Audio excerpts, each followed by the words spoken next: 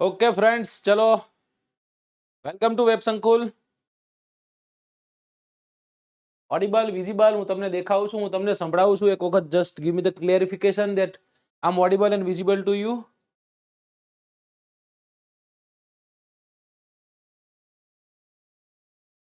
ચલો ઓકે, હું મને દેખાવા માંડ્યો એટલે તમને પણ દેખાતો હઈશ, રાઈટ? દેખાવ છું ને? જય માતાજી જયદીપભાઈ.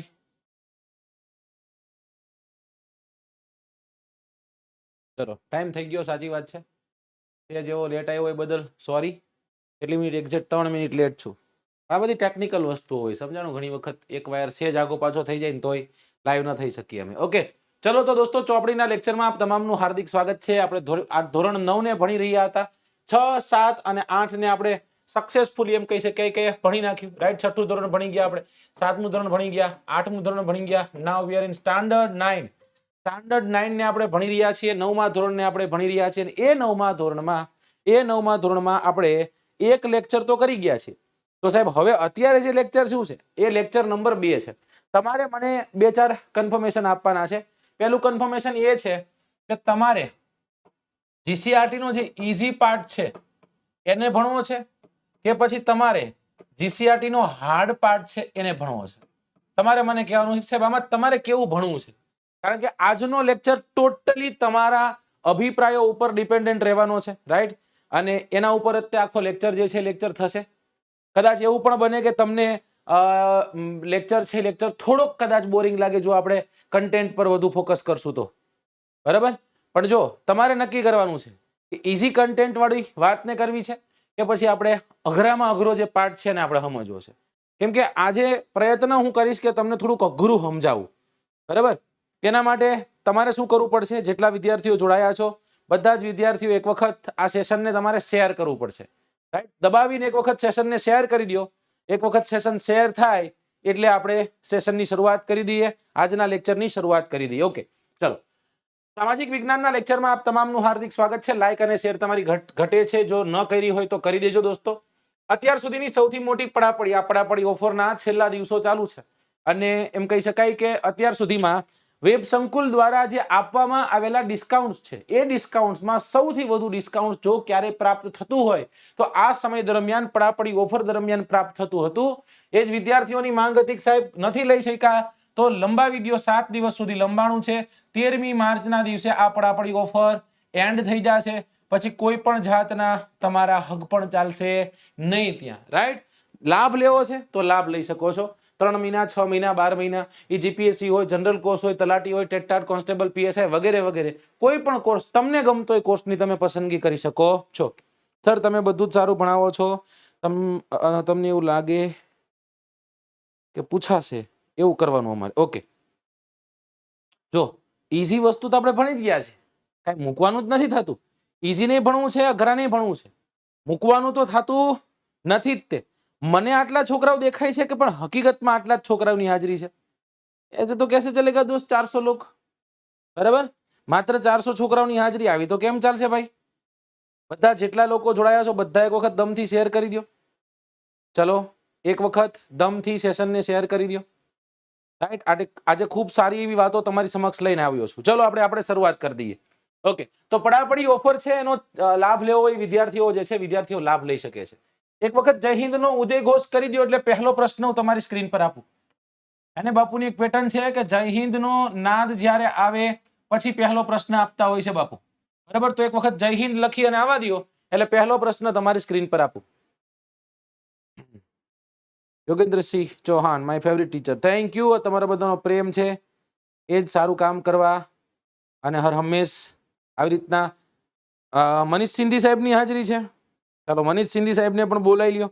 આવી ગયા છે મારા ભાઈ, રાઈટ? જોયું, જરૂર પડી, થોડા ઘણા ઓછા થયા એટલે તરત આવી ગયા. ખભેથી ખભો મિલાવક સાહેબ, ચાલો આપણે તોડી નાખવાનું થાય છે આજ. ઓકે સરસ. પહેલો પ્રશ્ન તમારી સ્ક્રીન પર છે. મનીષ સિંધી સાહેબ પણ આ પ્રશ્નો જે છે પ્રશ્નમાં જોડાશે કે ઇટાલીમાં ફાસિસ્ટ પક્ષ છે એની સ્થાપના કોણે કરી હતી? It was Hitler, Bismarck, Mussolini કે પછી Lenin? Good evening, good evening, good evening દોસ્તો. જો તમે 9મા ધોરણનું પાઠ્યપુસ્તક પકડ્યું છે, ચેપ્ટર નંબર 1 ને બાદ કરતા ચેપ્ટર નંબર 2, ચેપ્ટર નંબર 3 અને ચેપ્ટર નંબર 4 આ વિશ્વ ઇતિહાસ સાથે જોડાયેલા પન્નાઓ છે. અને આ વિશ્વ ઇતિહાસના પન્નાઓ કે આ વિશ્વ ઇતિહાસ છે એના વિશે આપણને ઉપર છેલ્લી કદાચ માહિતી છે.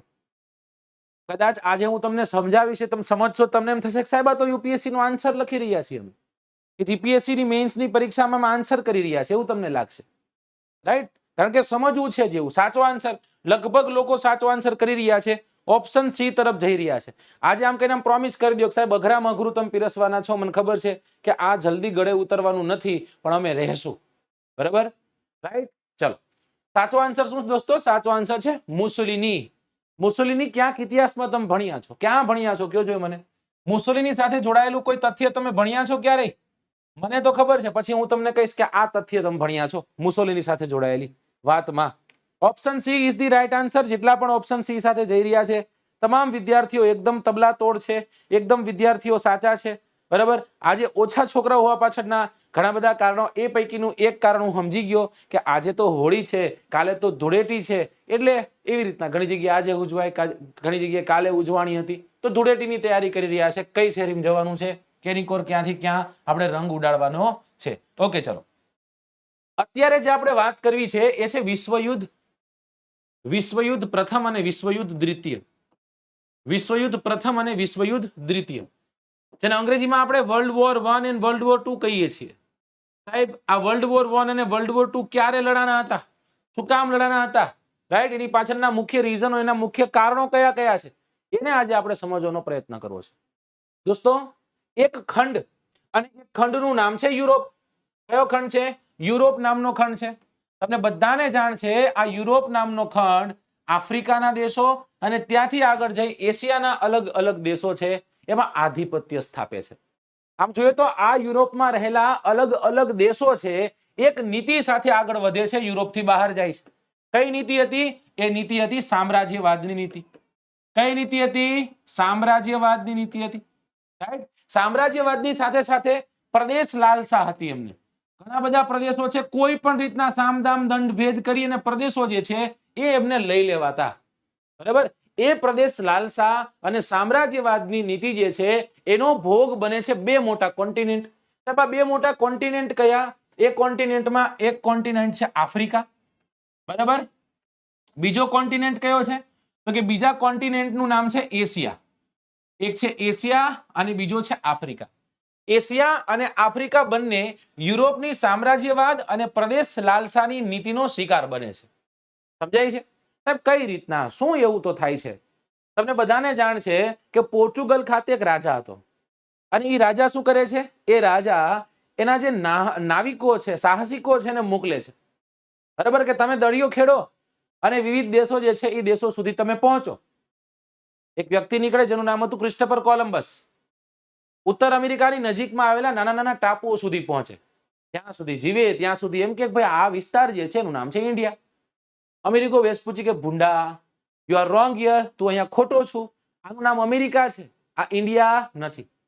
પછી ઓલો બાર્થોલોમ્યુ ડાયસ નામનો વ્યક્તિ આવે છે, આફ્રિકાનો જે છેડો છે ત્યાં સુધી પહોંચે, કેપ ઓફ ગુડ હોપ સુધી.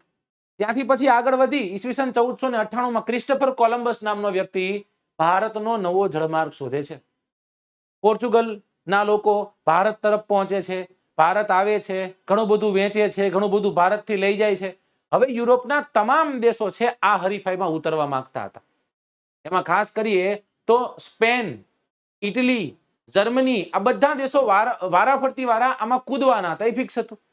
દોસ્તો એવું જ બને છે, ધીમે ધીમે ધીમે કરી સામ્રાજ્યવાદની જે નીતિઓ હતી એ નીતિ અંતર્ગત સ્પેન નામનો દેશ, બધાને જાણે છે સ્પેન નામનો એક દેશ છે, આ સ્પેન નામનો દેશ છે એ સ્પેન નામનો દેશ અલગ અલગ વિસ્તારોને કબજે કરે છે. કયા કયા વિસ્તારોમાં? નેધરલેન્ડ નામનો એક દેશ છે, રાઈટ? આ નેધરલેન્ડ છે, અને એ નેધરલેન્ડની સાથે સાથે બેલ્જિયમ, રાઈટ, લક્ઝમબર્ગ વગેરે જેવા વિસ્તારોને પોતાના પક્ષે કરી લે છે, ગમે એમ કરીને કબજાઈ લે છે. સમજો, થોડુંક અઘરું છે સમજવું, થોડુંક અઘરું છે. એક વખત આ સમજશો, ધીમે ધીમે ધીમે ધીમે ધીમે કરી અને આ ગુથ્થી સુલઝાવતું જવાનું છે. એક સમય એવો આવશે કે વિશ્વયુદ્ધ 1, વિશ્વયુદ્ધ 2 સાથે જોડાયેલો અંદાજિત 40 વર્ષનો ઇતિહાસ આપણે થોડીક વારમાં ભણવા જઈ રહ્યા છીએ. શું હતું? સામ્રાજ્યવાદની લાલસા હતી, પ્રદેશ લાલસા હતી. એના કારણે યુરોપના દેશો છે અલગ અલગ કોન્ટિનેન્ટમાં ગયા. કયા બે કોન્ટિનેન્ટને શિકાર બનાવ્યા? એશિયા અને આફ્રિકાને શિકાર બનાવ્યા. સ્પેને શું કર્યું? તો કે સ્પેને સાહેબ કબજો કર્યો કેના પર? તો કે બેલ્જિયમ પર, નેધરલેન્ડ પર અને લક્ઝમબર્ગ પર. Right, done. હવે દોસ્તો પોર્ચુગલનું આધિપત્ય હતું એ સમય દરમિયાન. કેનું? પોર્ચુગલનું. એને આપણે પોર્ટુગલ કહીએ છીએ. આ જ પોર્ટુગલનો ક્રિસ્ટિયાનો રોનાલ્ડો છે. રાઈટ. આ પોર્ચુગલ જે છે એ પોર્ચુગલનું આધિપત્ય, પોર્ચુગલ જે છે પોર્ચુગલનું વર્ચસ્વ આ વિવિધ દેશો પર હતું. એશિયા અને આફ્રિકાના વિવિધ દેશો પર હતું. પણ દોસ્તો બને કેવું કે આ પોર્ચુગલનો એક રાજા છે ને એ મૃત્યુ પામે. રાજા જે છે એ રાજા મૃત્યુ પામે છે. અને જેવો રાજા મૃત્યુ પામે તો આમનો વંશ વેલો અથવા તો આમનું બ્લડ ક્યાંક સ્પેનમાં હતું. સમજાય છે? એટલા માટે આ બિનવારસી, મતલબ કે આનો કોઈ પુત્ર હતો નહીં, કોઈ પ્રપોત્ર હતો નહીં, ક્યાંય આડું અવડું નહોતું, ન કરે કોકને રાજા બનાવી દઈએ. સમજાય છે? એટલા માટે હવે પોર્ચુગલનો રાજા જેવો મૃત્યુ પામે છે એટલે સ્પેનના રાજાના હસ્તક પોર્ચુગલ વહી જાય છે. પોર્ચુગલ કોના હાથમાં આવી ગયું? સ્પેનના હાથમાં આવી જાય છે. અને હવે સ્પેન શું કે છે? હવે સ્પેન એમ કે છે કે આવનારા 6 દાયકાઓ સુધી, આવનારા 6 દાયકાઓ સુધી કોઈ પણ દેશોમાં, મતલબ કે યુરોપ ખંડને બાદ કરતા કોઈ પણ યુરોપના કન્ટ્રીઓ બિન યુરોપીય દેશોમાં સંસ્થાઓ જે છે સ્થાપી શકવાનો હક ગુમાવી ચૂક્યા છે. આ મોનોપોલી કોની? હવે બાપુની છે. આ મોનોપોલી કોની રહેવાની છે? મારી રહેવાની છે. ધીમે ધીમે ધીમે ધીમે કરીને રિવિઝન પણ કરશું, ચિંતા કરતા નહીં. મને કહેજો જોઈ કયું એક દેશ હતો કે એ દેશનો રાજા બિનવારસી મૃત્યુ પામે છે? પોર્ચુગલ હતું. પોર્ચુગલનો રાજા બિનવારસી મૃત્યુ પામે એટલે આ સત્તા કોના હસ્તગત વહી જાય? સ્પેન હસ્તગત વહી જાય છે. હવે સ્પેન શું કરશે? 6 દાયકાઓ સુધી બિન યુરોપીય દેશોમાં સંસ્થાઓ સ્થાપવાનો હક માત્ર ને માત્ર સ્પેનનો રહેશે એવું કહી દે છે. ડન. ચલો, હવે આ જ સમય દરમિયાન એશિયાનો એક ખંડ, એશિયા ખંડનો એક દેશ છે જેનું નામ છે ઇન્ડિયા. ભારત, મારો તમારો ભારત. અને આ ભારત ઉપર પકડ મજબૂત કરીને બેઠું હતું ઇંગ્લેન્ડ. ઇંગ્લેન્ડ બહુ હોશિયાર હતું. ઇંગ્લેન્ડ જે છે એ ઇંગ્લેન્ડ ભારતમાં આવે છે. ઇંગ્લેન્ડ ભારતમાં આવે છે, એની કોઠીઓ સ્થાપે છે, ભારતને ખોખલા કરવાની નીતિ સાથે આવે છે. રાઈટ. ધીમે ધીમે ધીમે ધીમે કરી આખું ભારત પોતાના હસ્તગત લઈ લે. ભારત તો કબજાઈ ગયું, હવે કોઈ બીજો દેશ પર જવું પડે ને. આ જ ઇંગ્લેન્ડ હવે ભારતથી આગળ વધીને ચીન તરફ જાય છે. ચીનના ઘણા વિસ્તારો જે છે ઘણા વિસ્તારોને પોતાના હસ્તગત લેવાનો પ્રયત્ન કરે છે. અને એ જ સમય દરમિયાન એક વિગ્રહ થાય છે, એક વિદ્રોહ થાય છે, એક યુદ્ધ થાય છે. સમજાઈ ગયું? અને એ કેના કારણે હતું? તો અફીણના કારણે હતું. અને દોસ્તો આને ઇતિહાસમાં અફીણ વિગ્રહના નામે ઓળખવામાં આવે. તો અહીંયાથી હવે પ્રશ્ન કાઢું છું. જીસીઆરટી ના જ પ્રશ્ન છે સાહેબ, અઘરા છે. પોર્ચુગલ, જો પોર્ટુગલ, પોર્ટુગલ બોલાય પોર્ચુગલ. શું કહેવાય? પોર્ચુગલ. સમજાય છે? લખાય ટી સુનામી, સુનામી બોલાય સુનામી. લીમડી વાળી હોનેસ્ટે ઉભો છું નહીં, લીમડી વાળી ઓનેસ્ટે ઉભો છું. તો પોર્ચુગલ બોલાય, પણ લખાય શું? પોર્ટુગલ. સમજાય છે? ચલો, શું થયું? તમને એવો પ્રશ્ન પૂછશે કે સાહેબ અફીણ વિગ્રહો છે કોની વચ્ચે થયા હતા? ભારત અને ચીન વચ્ચે ને, યાદ રાખજો, ઇંગ્લેન્ડ અને ચીન વચ્ચે. હવે સમજો, હવે ચીન થોડું ઘણું વ્યવસ્થિત હતું, એવું તો કઈ વ્યવસ્થિત નહોતું. આંખું એમની પહેલેથી નાની. સમજો, એમાં આ અફીણ વિગ્રહ થાય છે, ઇંગ્લેન્ડ વાળા હેરાન કરે છે. એટલે હવે આ ચીન જે છે, ચીન શું થઈ ગયું? ચીન ખોખલું થઈ ગયું. ચીન શું થઈ ગયું? ચીન ખોખલું થઈ ગયું. અને ચીન જે છે એ ચીન આ વિગ્રહમાં હારે છે. એટલા માટે ચીનના અલગ અલગ 5 બંદરો જે છે એ 5 બંદરો કોના હસ્તગત વયા ગયા? કોના હસ્તગત વયા ગયા? ઇંગ્લેન્ડના હસ્તગત વયા ગયા. સમજો આખી વાતને. કેના હસ્તગત વયા ગયા? ઇંગ્લેન્ડના હસ્તગત આ 5 બંદરો છે એ વયા ગયા. ઇંગ્લેન્ડ તો માથાકૂટ કરીને બાકાજાકી બોલાવીને પાછું આવતું રહ્યું. પણ એની બાજુમાં રહેલા કોઈ દેશો, અને એ દેશોમાં એક દેશ, અને એ દેશનું નામ છે જાપાન. આ જાપાન નામનો દેશ આપણને બહુ નાનો ને બહુ સીધો લાગે ને. સૌથી વધુ અવળચંડાઈ જો કોઈ કરી હોય ને તો આ જણે કરેલી, જાપાન. આજે આપણને કેવા લાગે કે wow, they are so holy nature, બહુ સારા છે. ફૂટબોલ રમવા આવે તો કોકનો કચરો હોય તે વીણીને વહી જાય. સાચી વાત છે, આજે છે. પણ એ લોકોએ બહુ બધી ભૂલો કરેલી છે, યાદ રાખજો. જાપાનીઝ થી વધુ કોઈએ ભૂલો નહીં કરેલી હોય, એટલું તમને કહી દઉં. ડન. ચલો, તો આ જાપાનના લોકો જે છે, જાપાનના લોકો શું કરશે? ચીનના ઘણા ખરા વિસ્તાર પોતાના હસ્તગત લઈ લેશે.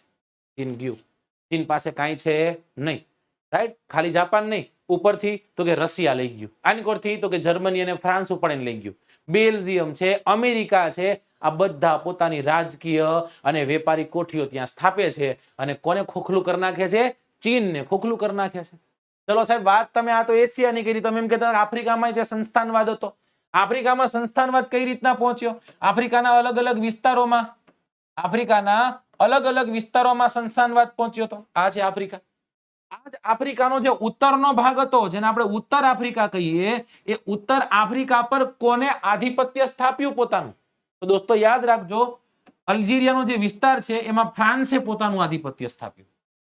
ફરી એક વખત ગુજરાતી ભાષામાં કહું છું, થોડુંક અઘરું છે ભાઈ, પર લિટલ બોય અને બિગ મેન આવશે, બધું આવશે, ચિંતા જરાય કરતા નહીં. હિરાસુમી, નાગાસાકી બધા આવશે. કયા દિવસો ક્યારે ઉજવાય એ તમને સમજાય. ફ્રાન્સ જે છે, ફ્રાન્સ ઉત્તર આફ્રિકામાં પોતાનું આધિપત્ય સ્થાપે છે. દક્ષિણ આફ્રિકામાં ડચ જે છે એ ડચ પોતાનું આધિપત્ય સ્થાપે છે. સમજાય છે? રાઈટ? અલગ અલગ વિસ્તારોમાં. હવે અહીંયા એક દેશ છે આફ્રિકાનો, દેશનું નામ છે કોંગો. ખ્યાલ છે સાહેબ? ભણ્યા છે, એમ ભૂગોળમાં ભણ્યા છે કે કોંગો નામની રિવર અહીંથી પસાર થાય છે.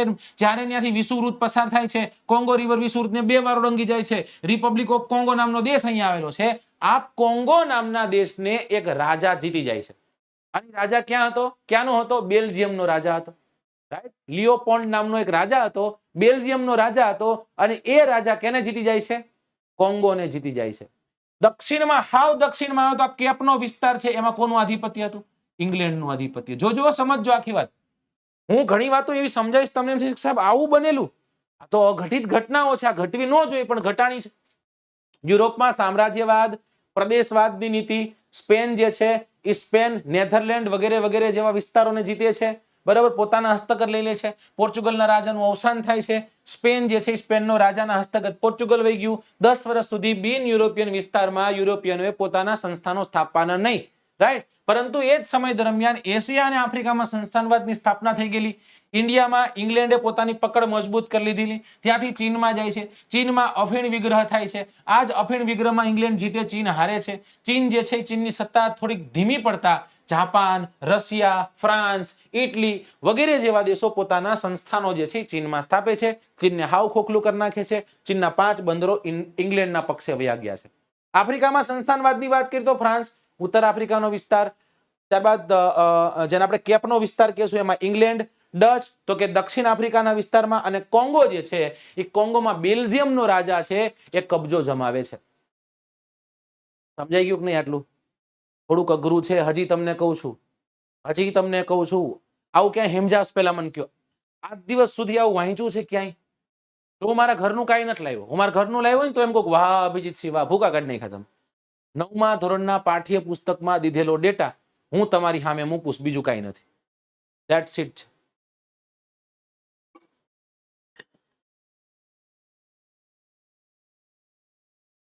લીટીએ લીટી તમારી જીસીઆરટીમાં જ છે. લીટી તમારી જીસીઆરટીમાં જ છે. વાય પ્રશ્ન પૂછાય ને એટલે આપણને ફાફા પડે. સમજાય છે? હવે જો શું થયું, હવે સમજવા જેવી વાત છે.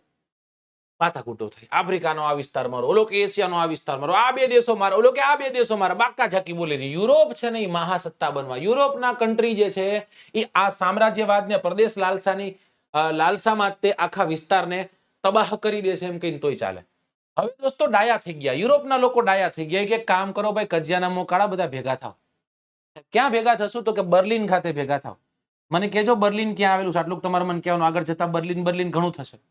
બર્લિન ખાતે ભેગા થાય અને આ બર્લિન ખાતે યુરોપિયન રાજ્યની પરિષદ ભરાય. યુરોપિયન રાજ્ય જે છે એની પરિષદ ભરાય છે. કઈ સાલવારીની વાત થાય? તમારી સાલવારી લખેલી છે ઈસવીસન 1884-85 ની સાલમાં. ઈસવીસન 1884-85 ની સાલમાં બર્લિન ખાતે એક યુરોપિયન પરિષદ, યુરોપિયન રાજ્યોની પરિષદ ભેગી થાય. હું કામ થાય ને એ આ શબ્દ વિચારજો. આ શબ્દ ઉપરથી તમને ખબર પડી જશે કે કેટલી જટિલ માનસિકતા હતી. આ લોકો અહીંયા ભેગા થાય અને એવું નક્કી કર્યું કે આફ્રિકાના જે અલગ અલગ પ્રદેશો છે ને એ અલગ અલગ પ્રદેશોમાં કોનું આધિપત્ય રહેશે. આફ્રિકાના પ્રદેશોની વહેંચણી કરવામાં આવી. માનશો દોસ્તો? આફ્રિકાના પ્રદેશોની વહેંચણી કરવામાં આવી. ખાલી એક મિનિટ પૂરતું વિચાર લ્યો કે તમારું તે ગામ છે, તમારું તે ઘર છે, તમારું તે રાજ્ય છે. કોઈ બીજું રાજ્ય, કોઈ બીજો દેશ આવીને એમ કે ગુજરાતનો આટલો વિસ્તાર છે ને એ સ્પેનનો છે ને આટલો હવે ઇટલીનો છે. તો તમારી ફિલિંગ નહીં? હે સાટા કુત્તા કુટ્ટા થોડા કુત્તા ટોમી એવું છે? સમજાય છે? હવે દોસ્તો આવું બધું થવાનું હતું અને આવું થાય તો પછી માથાકૂટ થાય અને માથાકૂટ થવાની જ હતી આગળ જતા. હજી જો માથાકૂટ કેના કારણે થશે? આના કારણે. આ તો બધા ડાયા છે. એશિયા અને આફ્રિકામાં જે પણ ક્રાંતિઓ થઈ ને બહુ સાયલેન્ટ છે આમ જોઈએ તો કમ્પેર ટુ અધર. બરાબર? અને અહીંયાથી તે બીજ રોપાણા વિશ્વયુદ્ધ એકના વર્લ્ડ વોર 1. આપણને ખાલી એટલી ખબર છે કે વિશ્વયુદ્ધ પહેલું લડાણું હતું. ક્યારે? માતાજી જાણે કે. બરાબર? પણ પહેલું લડાણું હતું એટલું અમને ખબર સાહેબ. કારણ કે હમણાં એમ કે છે ત્રીજું થશે, ત્રીજું થશે, ત્રીજું થશે. રાઈટ? ક્યારે થયું? 1 ઓગસ્ટ ઈસવીસન 1914 ની સાલ. 1 ઓગસ્ટ ઈસવીસન 1914 ની સાલ. યાદ શું રાખી શકીએ? શાંતિ દિવસ 2 ઓક્ટોબર છે, ગાંધી બાપુનો જન્મદિવસ છે. સમજાઈ ગયું? તો એની આગળ ઓગસ્ટ આવે. ઓગસ્ટ અને ઓક્ટોબર હરખા નામ છે. 1 ઓગસ્ટ વિશ્વયુદ્ધ, 2 ઓક્ટોબર શાંતિની વાત થઈ છે. રાઈટ? તો વિશ્વયુદ્ધના રણસિંગાઓ ફૂંકાણા. આ રણસિંગાઓ શું કામ ફૂંકાણા? આની પાછળનું કારણ શું હતું? આની પાછળનું કારણ વન્સ અગેન ફરી એક વખત યુરોપીય દેશો છે એની અંદર એવી એક ઘેલસા હતી, એવી લાલસા હતી કે અલગ અલગ વિસ્તારોને આપણે કબજે કરી લેવો જોઈએ. પછી તો શું થવાનું હતું? હામ હામે આવી જવાના હતા ને. અને હામ હામે આવી ગયા 2 દેશો. એક દેશનું નામ હતું જર્મની. તરત તમને યાદ આવશે એડોલ્ફ હિટલર. હજી તો આવ્યો જ નથી હોય ભાઈ. અને બીજું એની સામે કોણ હતું? એની સામે હતું ફ્રાન્સ. આ બંનેની વચ્ચે એક યુદ્ધ થાય છે. રાઈટ? એક લડાઈ થાય છે જેને આપણે સેડાનની લડાઈ કહીએ છીએ. એની લડાઈ કહીએ છીએ સેડાનની લડાઈ. હવે જે સેડાનની લડાઈ થઈ ને દોસ્તો, એ સેડાનની લડાઈમાં કયું કન્ટ્રી હારે છે? તો જર્મની જે છે એ જર્મની જીતે છે અને ફ્રાન્સ જે છે એ ફ્રાન્સ આ બેટલને હારે છે. ફ્રાન્સ જે છે એ ફ્રાન્સ આ બેટલને હારી જાય છે. સેડાનની લડાઈમાં ફ્રાન્સ હારી ગયું. ફ્રાન્સ હારી ગયું છે એટલા માટે હવે એક સંધિ થશે. કોઈ પણ યુદ્ધ છેલ્લે શેને પરિણામે? સંધિને પરિણામે. કેને પરિણામે? સંધિને પરિણામે. અને આ સંધિનું નામ શું હતું? તો કે આનું નામ હતું ફ્રેન્કફર્ટની સંધિ. કઈ સંધિ હતી? ફ્રેન્કફર્ટની સંધિ. સાહેબ આ શું કામ તમે લીધું? જે છે જીસીઆરટી માં લીધેલું છે ઈ, અને આને ક્યાંક મારે કનેક્ટ કરવાનું છે એટલા માટે. હવે આ સંધિ અંતર્ગત શું નક્કી કરવામાં આવ્યું? ફ્રાન્સ હારી ગયું, જર્મની જીતી ગયું છે. જર્મની સિગ્નેચર કરે બંદૂકની નાળ ઉપર આમ માથે રાખીને, ગનપટ્ટી પર રાખીને. Correct signature? એ રીતના સિગ્નેચર કરાવ્યું. સંધિ ક્યારે થઈ? ઈસવીસન 1871 ની સાલમાં, 91 સાલમાં સંધિ થાય છે. માથે ગનપટ્ટી ઉપર અહીંયા બંદૂક રાખે છે કે હાલ સંધિ કર. શું? તો કે ભાઈ યુદ્ધ દંડ આપો. તમને ના પડી હતી માથાકૂટ કરવાની. જેટલું પણ ખર્ચાણું છે બધું તમારે દેવાનું. ફ્રાન્સ કે કાંઈ વાંધો દીધું. દોસ્તો એના 2 વિસ્તારો, એકનું નામ છે આલ્સેસ અને બીજાનું નામ છે લોરેન્સ. આલ્સેસ અને લોરેન્સ નામના જે વિસ્તારો છે ને વિસ્તારોને લઈ જાય. કઈ વાંધો નહીં, વિસ્તારોને લઈ ગયા. યુદ્ધ દંડો જે છે યુદ્ધ દંડો લઈ લીધા અને છતાં ફ્રાન્સને અપમાનિત કરે. દોસ્તો જ્યારે કોઈ દેશ અપમાનિત થાય ને ત્યારે ત્યાં રહેલી સમગ્ર જનતા અપમાનિત થાય અને ત્યાંથી જ તે ચિંગારી ફૂંકાય. મને એટલી ખબર પડી. અને ત્યાંથી આંતરિક વિગ્રહો શરૂ થાય. ભાઈ જો એને જવાબજનક નહીં મેળવે. બરાબર? હવે આ ફ્રેન્કફર્ટની જે સંધિ છે, હકીકતમાં કોઈ પણ સંધિ હોય ને એ સંધિ યુદ્ધને થારે કે બાપુ લડવાનું નથી, બેબી સોના, આપણે યુદ્ધ નથી કરવાનું. સમજાઈ ગયું? યુદ્ધ નથી કરવાનું થતું દોસ્તો. પણ આ જ ફ્રેન્કફર્ટની સંધિ એવું કહેવાય છે કે વિશ્વયુદ્ધ 1 નું કારણ બન્યું. આ વિશ્વયુદ્ધ 1 નું કારણ બન્યું. કારણ સાહેબ શું? તો કે ફ્રાન્સના મગજમાં એક જ વાત છે, ગમે એમ કરીને જર્મની જે છે એની સાથે બદલો લેવાનો છે. કરારા જવાબ મિલેગા. સમજાય છે કે નહીં? રાઈટ? એટલે વિશ્વયુદ્ધ જે છે એ વિશ્વયુદ્ધના બીજ અહીંયાથી રોપાય છે એવું કહેવાય છે. કઈ સંધિ છે? ફ્રેન્કફર્ટની સંધિ છે. બરાબર? ડન? કમ્પ્લેટ? ચલો આગળ છીએ. અલગ અલગ યુદ્ધો થવાના છે અને એ યુદ્ધમાં એક યુદ્ધ આવશે અને એ યુદ્ધનું નામ શું છે? એ યુદ્ધનું નામ છે વિશ્વયુદ્ધ 1. અલગ અલગ પરિબળો હોય કોઈ યુદ્ધ પાછળના. સૌથી પહેલું પરિબળ કો વિશ્વયુદ્ધનું, તો કે સાહેબ આર્થિક પરિબળ શું હતું? સંસ્થાનવાદ, યુરોપિયન કન્ટ્રીમાં રહેલી હરીફાઈ, આ એક કારણ હતું. બરાબર? પછી 19મી સદીનો જેવો અંત આવે છે, મતલબ કે હવે જે 19મી સદીના છેલ્લા 25 વર્ષો બાકી છે એ સમય દરમિયાન જર્મની નામનો દેશ, એ જર્મની નામનો દેશ એશિયા અને આફ્રિકા જે છે એ આફ્રિકામાં પોતાનો પગ પેસારો કરે. આજ દિવસ સુધી હતું નહીં. પોર્ચુગલ, ફ્રાન્સ, ઇંગ્લેન્ડ આ બધાના નામ સાંભળ્યા હતા. જર્મની તો ક્યાંય એવું જ નહોતું. હવે જર્મની જે છે જર્મની આવી ગયું, કાંઈ વાંધો નહીં, કરવા દો ધંધો, અમને કાંઈ જર્મનીથી વાંધો છે નહીં. હવે સમજો આખી વાત. હવે જર્મની શું કર્યું ખબર છે? ઈ કે તમને ઓલા 5 રૂપિયામાં દે ને, હું તમને 2 રૂપિયામાં આપીશ. સમજાણું? એટલે કે જે સસ્તા દરે માલની વહેંચણી શરૂ થઈ ગઈ. આના કારણે ઇંગ્લેન્ડ અને ફ્રાન્સને ફટકો પડ્યો. એટલે હવે ફરી એક વખત ઇંગ્લેન્ડ અને ફ્રાન્સ કોની સામે જોશે? જર્મની સામે. કે તારા કારણે મારો ઘાટો થયો છે, ઉસમેં તેરા કુછ નહીં જાતા, મેરા સબ કુછ જાતા, એવું છે. કોને એવું થયું? ઇંગ્લેન્ડ અને ફ્રાન્સને. ફ્રાન્સ તો રાહ જોઈને જ બેઠું હતું ને, ફ્રેન્કફર્ટની સંધિ યાદ કરો. આ એક કારણ, આર્થિક પરિબળ. હવે દોસ્તો બીજું પરિબળ છે લશ્કરવાદ. યુરોપના જેટલા કન્ટ્રીઓ હતા બધા જ કન્ટ્રીઓમાં લશ્કરવાદની નીતિ હતી કે ભાઈ આપણે છે ને સંરક્ષણના બહાને લશ્કરોને ભેગું કરો. તમને કદાચ ખ્યાલ હશે, કરંટ સાથે તમે જો જોડાયેલા હોય દોસ્તો, તો કરંટમાં એવી વાત આવી છે કે હમણાં જ તે ચાઇનાએ પોતાનું જે ડિફેન્સ બજેટ છે એ ડિફેન્સ બજેટ રજૂ કર્યું અને આજ દિવસ સુધીના ઇતિહાસનું સૌથી મોટું ડિફેન્સ બજેટ રજૂ કર્યું. સમજાય? જે ભારત કરતા તો ઘણું મોટું છે એમ. તો આપણને થોડીક વાર એમ થઈ જાય કે સાહેબ આ દેશો એકબીજા સાથે લડાઈ કરવા માંગે છે કે શાંતિથી જીવવા માંગે છે?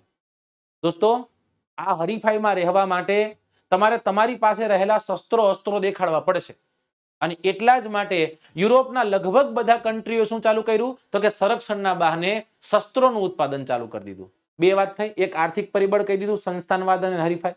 બીજું લશ્કરવાદ તમને સમજાઈ દીધું. ત્રીજું છે જૂથબંધી અને ગુપ્ત સંધિઓ. રાઈટ? કે દુશ્મન નો દુશ્મન એટલે આપણો દોસ્તાર. ચાઇનાનો દુશ્મન તાઇવાન છે, ભારત એની મિત્રતાની સાથે કરવાનો છે. તો ગુપ્ત સંધિઓ જે છે, ગુપ્ત સંધિઓ ચાલુ થાય છે અને એ ગુપ્ત સંધિઓમાં બે અલગ અલગ યુનિયન, બે અલગ અલગ ભાગો પડી ગયેલા, બે અલગ અલગ દેશોના ભાગ પડી ગયા. એક સાઈડ તમને જોવા મળતું જર્મની, એની સાથે ઓસ્ટ્રિયા, એની સાથે હંગેરી, એની સાથે બલ્ગેરિયા, ત્યારબાદ છે તુર્કિસ્તાન, આ બધા. ત્યારે એક side England, France, Russia, Japan વગેરે જેવા દેશો. ઇંગ્લેન્ડ અને ફ્રાન્સ તો ભેગા જ રહેવાના છે, યાદ રાખજો, મેં તમને સમજાવ્યું છે એવી રીતના. રશિયા અને જાપાનને અંદર એડ કરી દો. આવા બે અલગ અલગ ગ્રુપો થઈ ગયા. તો જૂથબંધીઓ થઈ, ગુપ્ત સંધિઓ થઈ. ત્રીજું તો કે ઉગ્ર રાષ્ટ્રવાદની ભાવના. સાહેબ આ શું ઉગ્ર રાષ્ટ્રવાદની ભાવના એટલે? કવિ શું કહેવા માંગે અહીંયા? જોજો, ઉગ્ર રાષ્ટ્રવાદ. મિત્રો આપણે ધારીએ, આપણે જેટલા બધા લોકો છીએ ધારીએ કાલ સવારે તે જવાન થાય પાકિસ્તાનની બોર્ડર અને પાકિસ્તાનનો નામો નિશાન મિટાઈ દેવાનું થાય. તમને હમ છે વાલમ વાલે? સમજાઈ ગયું? એને આપણી ભેગું આવું કર્યું, તેવું કર્યું. હું તમને એમ કહું, તમને ભડકાવું એટલે સ્વાભાવિક છે કે બીજા દેશ પ્રત્યે ઘિન્ન ભાવના થશે. આ દેશ તો બહુ ખરાબ છે, મારા દેશ સાથે આવું કર્યું, આવા દે બરાબર. અને જ્યારે મોકો મળશે ત્યારે ખંખેરી લેવાના છો, તમને મને એટલી ખબર પડે. તો ઉગ્ર રાષ્ટ્રવાદની ભાવનાઓ જે છે એ જગાડવામાં આવે છે. ઉગ્ર રાષ્ટ્રવાદની જે ભાવના છે એને જગાડવામાં આવે છે. રાઈટ? દેશભક્તિ જે છે, દેશભક્તિના પાઠો પઢાવવામાં આવે છે. ઘણા તો એવા હતા ઉગ્ર રાષ્ટ્રવાદી હતા, એમાં કેસર વિલિયમ્સ નામનો એક રાજા થઈ ગયો. કેનો? તો કે જર્મન સમ્રાટ હતો. આગળ જતા જોશું એ ભાગી જાય છે, એનું અવસાન થાય છે, એટલે પછી આગળ જતા પછી કોકના હાથે સત્તા આવી જશે અને એ વિલન બની જશે ને હીરો બની જશે. જેનું નામ છે એડોલ્ફ હિટલર. હમણાં થોડીક વારમાં આપણે એની વાત કરવાની છે. પછી પાંચમું પરિબળ એવું હતું કે યુદ્ધ એ જ કલ્યાણ.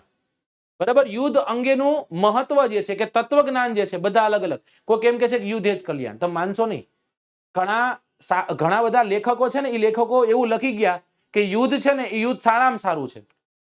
યુદ્ધ છે એ છેલ્લો ઓપ્શન છે, યુદ્ધ તો કરવું જ જોઈએ. સાહેબ આવું નો કે કોઈ નો કે.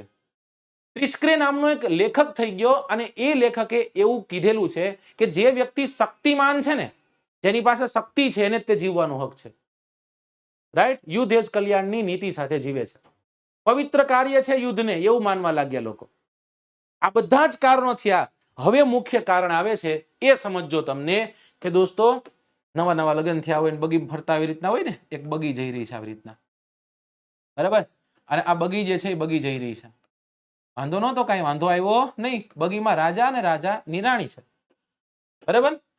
હવે શું થવાનું છે તો કે ઓસ્ટ્રિયા નામનો દેશ છે, ઓસ્ટ્રિયા.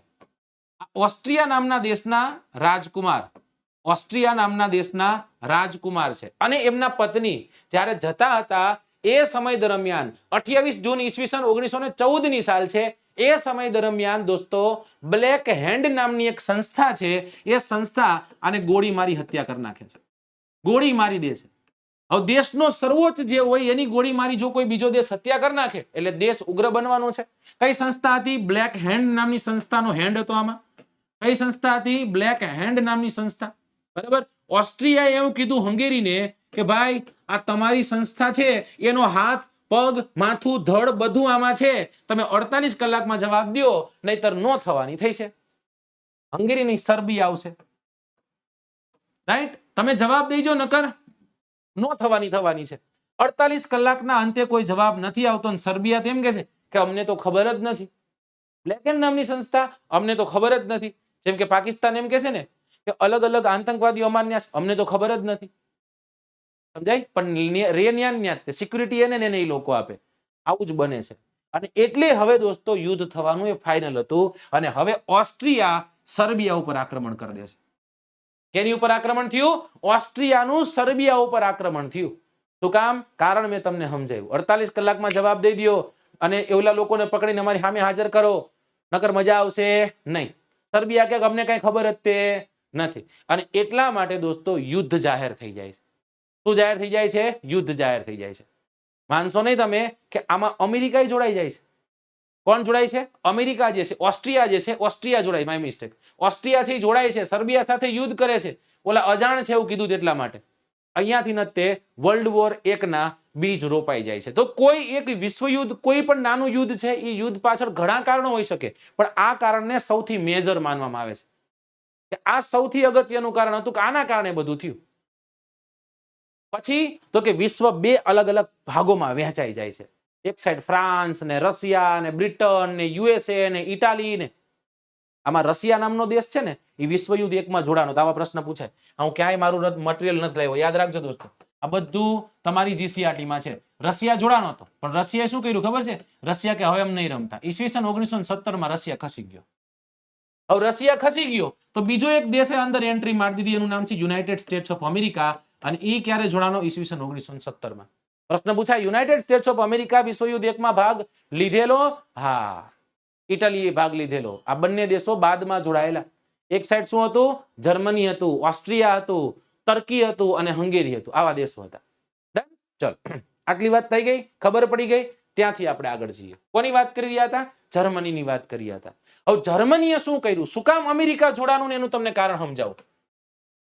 હું તમને એક વાત કહું. તમારી આજુબાજુમાં કોઈ 2 જણા બાયતા. હવે તમને બાજુમાં જ તે ઊભા છો. વ્યક્તિનો વાંક નથી ને ત્રીજો વ્યક્તિ આવીને મારે, સમજો. તમે આ ઊભા છો. હવે એ વ્યક્તિ તમે તે 2 વળગાઈ દેતો તો તમે શું કરવાના છો? તમે જોડાઈ જવાના ને. હા, ભૂકા કાઢ નાખી. આવું જ બને છે કંઈક. આવી જ કંઈક ઘટના ઘટે છે. જર્મની શું કરે છે ખબર છે? જર્મની અમેરિકાની એક સ્ટીમર ઉપર આક્રમણ કરી દે છે. લ્યુસિટાનિયા નામની એક સ્ટીમર છે. કઈ સ્ટીમર છે? લ્યુસિટાનિયા નામની એક સ્ટીમર છે. આ સ્ટીમર ઉપર આક્રમણ કરી દે છે. અને આ સ્ટીમર ઉપર જ્યારે આક્રમણ થાય ત્યારે અંદર રહેલા 143, સમજો આ નંબર તમને યાદ રહેવો જ છે. 147 માય મિસ્ટેક. 147 જેટલા લોકો છે. 147 જેટલા લોકો એટલે સૈનિકો હતા. લોકો સામાન્ય નહીં, સૈનિકો હતા. એ સૈનિકો અવસાન પામે છે. અને એટલે અમેરિકા હવે કે તો હવે તો ભાઈ જોડાવાના છે.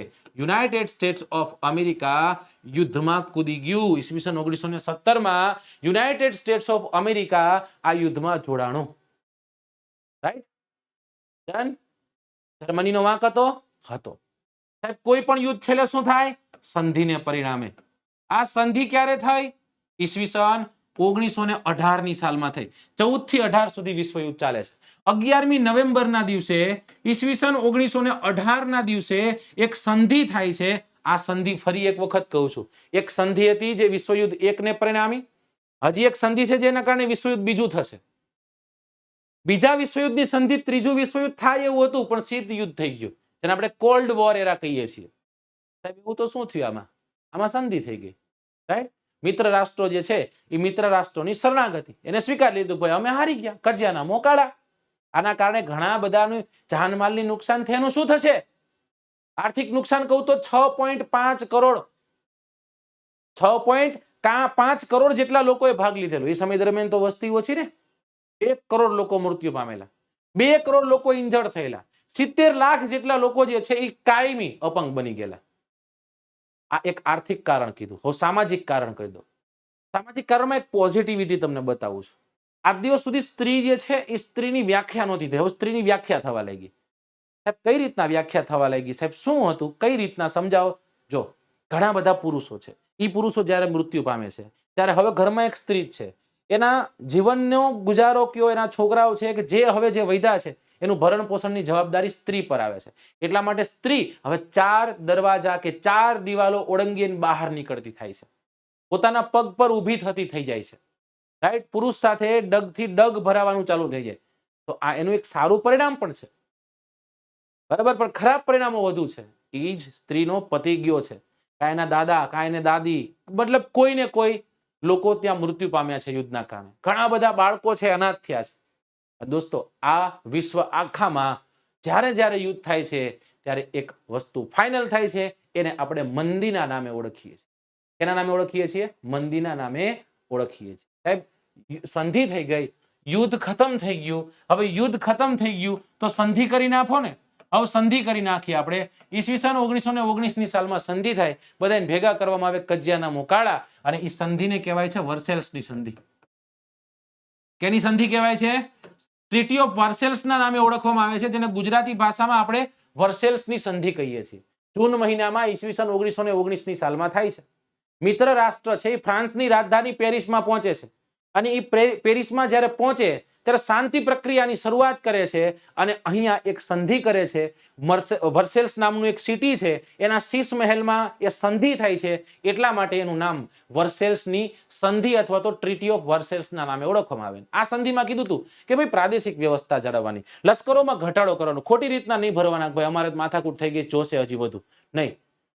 પછી યુદ્ધ જે છે એ યુદ્ધ બને ત્યાં સુધી ટાળવું, યુદ્ધ કરવું જ નહીં, અને જો કોઈએ કર્યું તો યુદ્ધ દંડ થશે.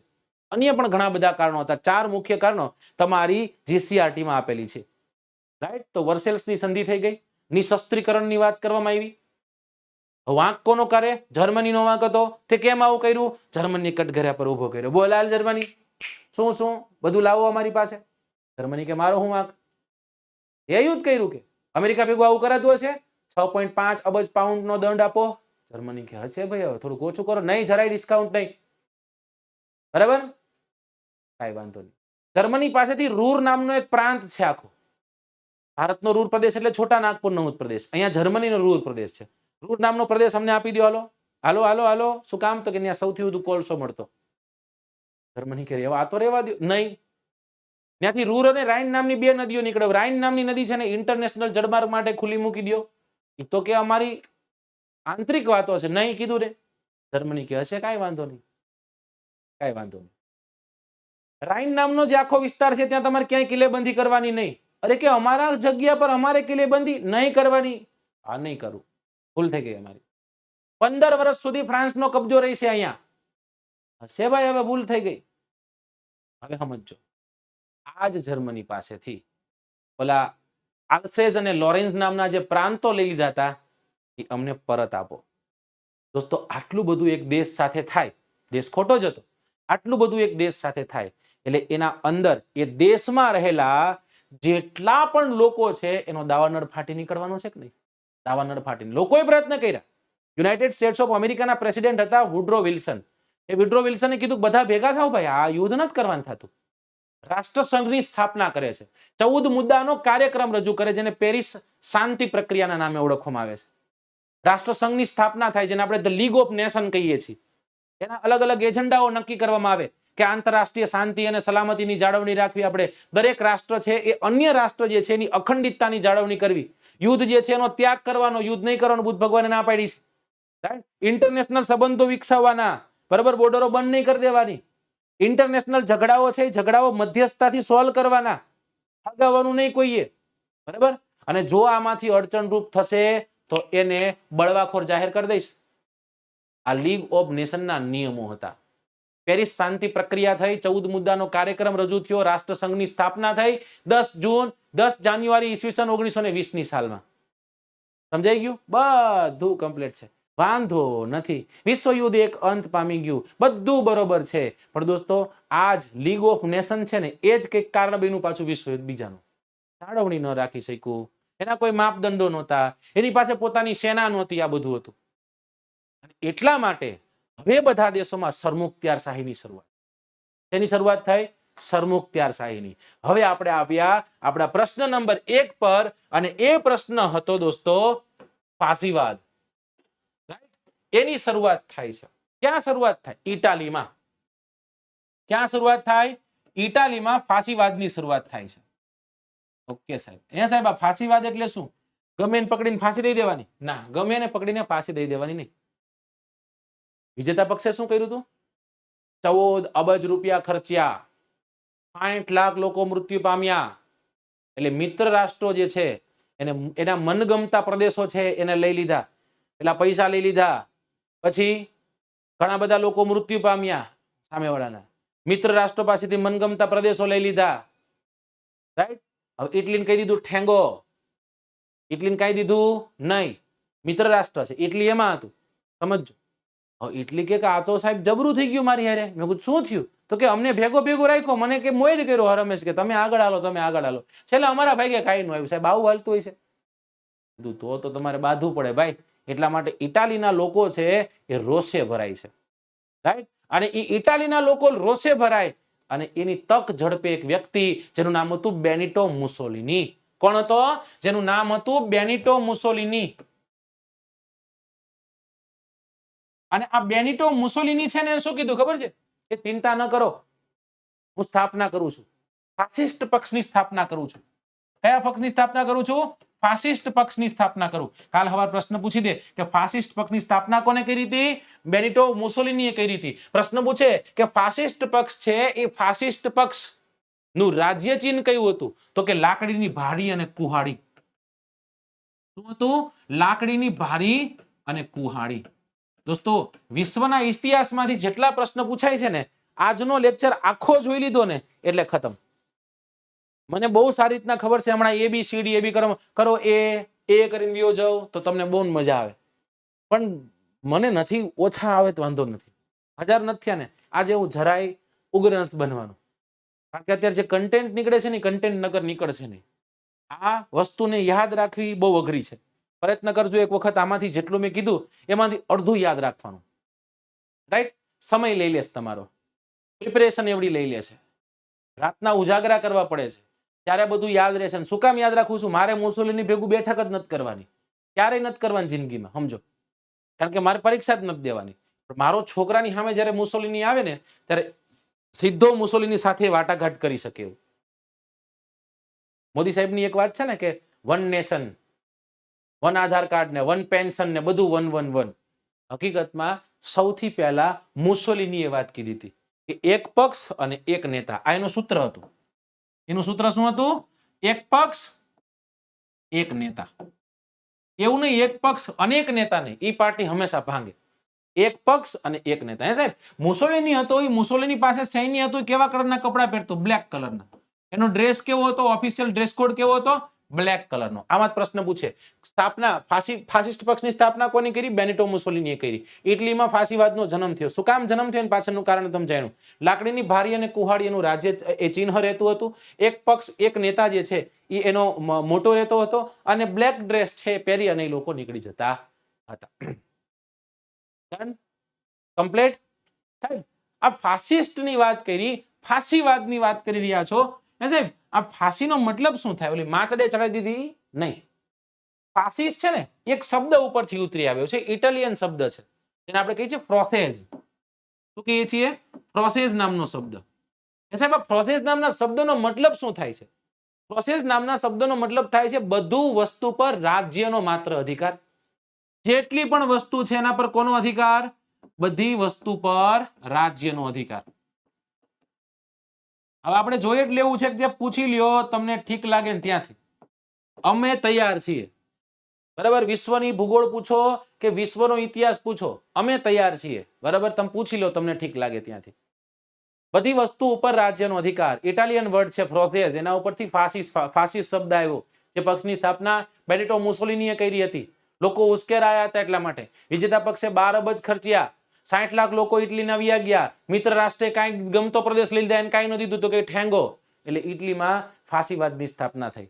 લાકડીની ભારી કુહાડી રાજ્ય ચિહ્ન, એક પક્ષ એક નેતા એમનો સ્લોગન રહેતું હતું. બ્લેક ડ્રેસ પહેરીને લોકો નીકળતા હતા. ડન, કમ્પ્લીટ, આટલું મગજમાં ચડ્યું. ત્યાંથી આપણે આગળ જઈએ. હવે ફાસિસ્ટની તો વાત કરી, હવે એક બીજા પક્ષની સ્થાપના થવા જઈ રહી છે, બીજા દેશમાં થવા જઈ રહી છે, અને દેશનું નામ છે જર્મની. કયો દેશ છે? જર્મની. મને કહેશો જો ફાસીવાદની શરૂઆત ઇટાલીમાં થાય તો જર્મનીમાં શેની શરૂઆત થશે? સાહેબ ઈઝી છે, નાઝી પક્ષની સ્થાપના થશે. એની સ્થાપના થશે? નાઝી પક્ષની સ્થાપના થશે. નાઝી પક્ષનું ચિહ્ન શું હતું? નાઝી પક્ષનું ચિહ્ન એટલે જે ઓલો એનો ડ્રેસ કોડ રહેતો ને, એ ડ્રેસ કોડમાં અહીંયા ખભે એ લોકો સ્વસ્તિક જેવું એક ચિહ્ન રાખતા હતા. અને આની સ્થાપના કોને કરી? આની સ્થાપના કરી એડોલ્ફ હિટલરે, કે જેને પોતાની આત્મકથા માય કેમ્પ લખેલી છે. કોણ છે? Adolf Hitler. હિટલરની આત્મકથા વાંચવા જેવી, સમજવા છે. આ વ્યક્તિમાંથી ઘણું બધું જાણવા જેવું, શીખવા જેવું છે. રાઈટ? ઘણું બધું જાણવા જેવું, ઘણું બધું શીખવા જેવું છે હિટલર પાસેથી. ઘણા નેગેટિવ વ્યક્તિ હોય એની પાસેથી ઘણી એવી વસ્તુ હોય જે સારી હોય, જે શીખવા જેવી છે. નેગેટિવ વસ્તુને દૂર કરી સારી વસ્તુને લઈ શકાય છે. હિટલર પાસે ઘણી સારી વસ્તુ હતી જેને આપણે લઈ શકાય છે. રાઈટ? સાહેબ આનું નામ આવું નહોતું કઈ કે નાઝી પક્ષ. એનું નામ હતું રાષ્ટ્રીય સમાજવાદી જર્મન કામદાર પક્ષ. શું નામ હતું? રાષ્ટ્રીય સમાજવાદી જર્મન કામદાર પક્ષ. એ જ નાઝી પક્ષના નામથી ઓળખાય છે. હવે સમજો, જર્મનીમાં કોઈ પણ જાતનું હિટલરનું આધિપત્ય નથી. એક રાજા શાસન કરે છે અને એ રાજાનું નામ છે હિન્ડનબર્ગ. અને આ હિન્ડનબર્ગ નામનો રાજા અવસાન પામે, મૃત્યુ પામ્યો. એટલા માટે હવે ઓલો ઉભરતો એક રાજા, ઉભરતો એક સિતારો હતો, અને એ સિતારો હતો એડોલ્ફ હિટલર. એ હિટલર રાષ્ટ્રપતિ ઘોષિત થાય છે. હિટલર જે છે, હિટલર રાષ્ટ્રપતિ બને છે. શું કામ? એનું પાછળનું કારણ તમને સમજો. લોકોની ખબર હતી, એ વ્યક્તિમાં ઘણું બધું દેખાતું કે આ વ્યક્તિ આપણને તારી શકે એમ છે. તો કે જર્મનીનું કચરઘાણ કરી નાખ્યું હતું હિટલરે. છેલ્લે જયારે આપણે હિટલર અને જર્મનીની દુર્દશા જોઈ તો આપણને એમ થઈ જાય આટલું કરુણ હોઈ શકે કાંઈ? સમજાય છે? એટલું બધું કરુણ હતું. ઓકે, ભૂરા રંગના પોશાક પહેરી અને લોકો નીકળી જતા. આપણે જે ખાખી ડ્રેસ છે ને એ પ્રકારનો એને ડ્રેસ રહેતો. અહીંયા સ્વસ્તિક જેવું એક નાનકડું એવું ચિહ્ન રહેતું હતું. હવે ફાસીવાદી લોકોની વિચારસરણી શું હતી? શું કરવું હતું?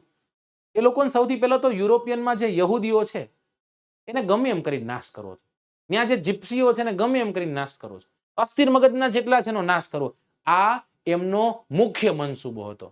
અને believe me, during world war II, દ્વિતીય વિશ્વયુદ્ધ દરમિયાન આખા યુરોપમાંથી સૌથી વધુ કોઈ પ્રજા ઉપર અટેક થયો હોય તો એ યહૂદીઓ ઉપર અટેક થયો. યહૂદીઓ જે છે એનો નાશ કરી નાખ્યો, અને આને આપણે હોલોકોસ્ટના નામે ઓળખીએ છીએ.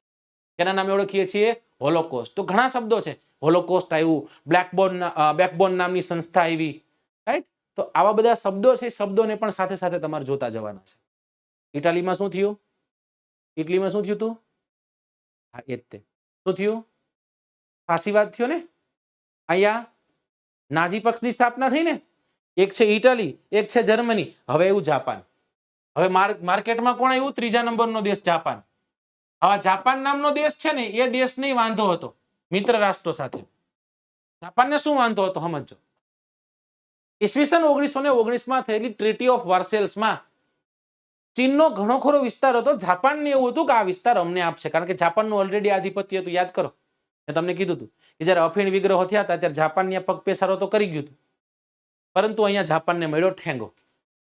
જાપાનને કે બધું ઠીક છે પણ નહીં, કાંઈ નહીં, તમને કાંઈ દેશો નહીં. રાઈટ? જે જોતા હતા એ પ્રાંત એમને મળ્યા નહીં. જાપાનના લોકોમાં એક ઉગ્ર આક્રોશ જે છે એ પેદા થાય છે. ઈસવીસન 1921-20ના સમય દરમિયાન વોશિંગ્ટન ખાતે એક પરિષદ યોજાઈ છે.